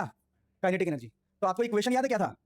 एनर्जी ऑफ फोटोन याद है, आइंस्टाइन की equation, energy of photon is equal to work function plus kinetic energy. देखो ना, energy of photon is equal to work function plus kinetic energy. अब बताओ मुझे क्या क्या पता है, क्या मुझे एनर्जी ऑफ फोटोन पता है? पता है? अब अभी तो पता ही रहा, 62/15, 62/15 इक्वल टू वर्क फंक्शन पता है क्या? पता तो है 2, तो कि यहां से हम काइनेटिक एनर्जी निकाल सकते हैं। हाँ कैसे? ये 2 यहां पे आके क्या हो जाएगा? माइनस हो जाएगा। तो पता क्या होगा एग्जाम में, एग्जाम में आपको ना ये 3 चीजों से बना हुआ है, तो मान लो अभी आपको ये और ये दिया था, तो आपको क्या निकालना पड़ेगा? ये निकालना पड़ेगा। ठीक है, अगली बार क्या होगा? अगली बार तो क्या होगा? अगली बार मान लो क्वेश्चन बनाने वाले ने ये किया, क्या किया? आपको ये दे दिया और आपको ये दे दिया, और क्या पूछ सकता है बताओ? वर्क फंक्शन पूछ सकता है, जिसका अलग अलग नाम होता है, इसी को मिनिमम एनर्जी भी बोलते हैं, इसी को भी थ्रेशोल्ड एनर्जी भी बोलते हैं। नहीं समझ में आया? यानी कि आपको बस टर्म पता होना चाहिए, इसको बोलते हैं एनर्जी ऑफ फोटोन, इसको वर्क फंक्शन मिनिमम एनर्जी या फिर थ्रेशोल्ड एनर्जी, इसको काइनेटिक एनर्जी। आपको हमेशा क्या दिया होगा? आपको ऐसे वेवलेंथ दिया होगा, वेवलेंथ से आप ये वाला पार्ट निकाल सकते हो। कौन सा वाला पार्ट? ये वाला। अब इन दोनों में से एक दिया होगा और एक फाइंड करना होगा, जो आप इजीली कर सकते हो। एक दिया, अरे यार क्या बच्चे हो यार, क्या कह रहा हूं मैं? 3 वेरिएबल है, एक वेरिएबल, दूसरा वेरिएबल और तीसरा वेरिएबल। इन तीनों में से आपको 2 दिया होगा, एक निकालना होगा, बात खत्म। तीनों में से 2 दिया होगा। तो this is the end of the chapter. अब इस चैप्टर को फाइनली हम क्लोज कर रहे हैं। मैं आपको थियोरी प्लस न्यूमेरिकल पढ़ा चुका हूं, मैं आपको रिवीजन भी करा चुका हूं। पहले मैंने इस चैप्टर को कराया था 6 7 8 घंटे में, उसके बाद मैंने 2 घंटे में एक बार और चैप्टर पढ़ाया था, फिर मैंने एनसीईआरटी के सारे क्वेश्चंस करवाए थे, और दोबारा मैं आपको सारे क्वेश्चंस करवाया मैंने। तो this is what we have given for this chapter for 7-8 marks. हमने बहुत एफर्ट्स लगाए हैं। अब मेरे एफर्ट्स अगर आप तक पहुंचे हैं तो आप रिस्पेक्ट करोगे उस एफर्ट्स की। कैसे रिस्पेक्ट कर सकते हो? मेहनत करके, घर पर मेहनत करो, दूसरे के एफर्ट्स की रिस्पेक्ट करो, है ना, खूब मेहनत करो। इस चैप्टर में अब एक भी नंबर नहीं छूटने चाहिए हमारे। अगर आपके एक भी नंबर छूट रहे हैं तो यू आर डिसरिस्पेक्टिंग मी, क्योंकि मैंने बहुत एफर्ट्स लगाए इसके लिए। सो लव यू ऑल, खूब तरक्की करो, खूब आगे बढ़ो।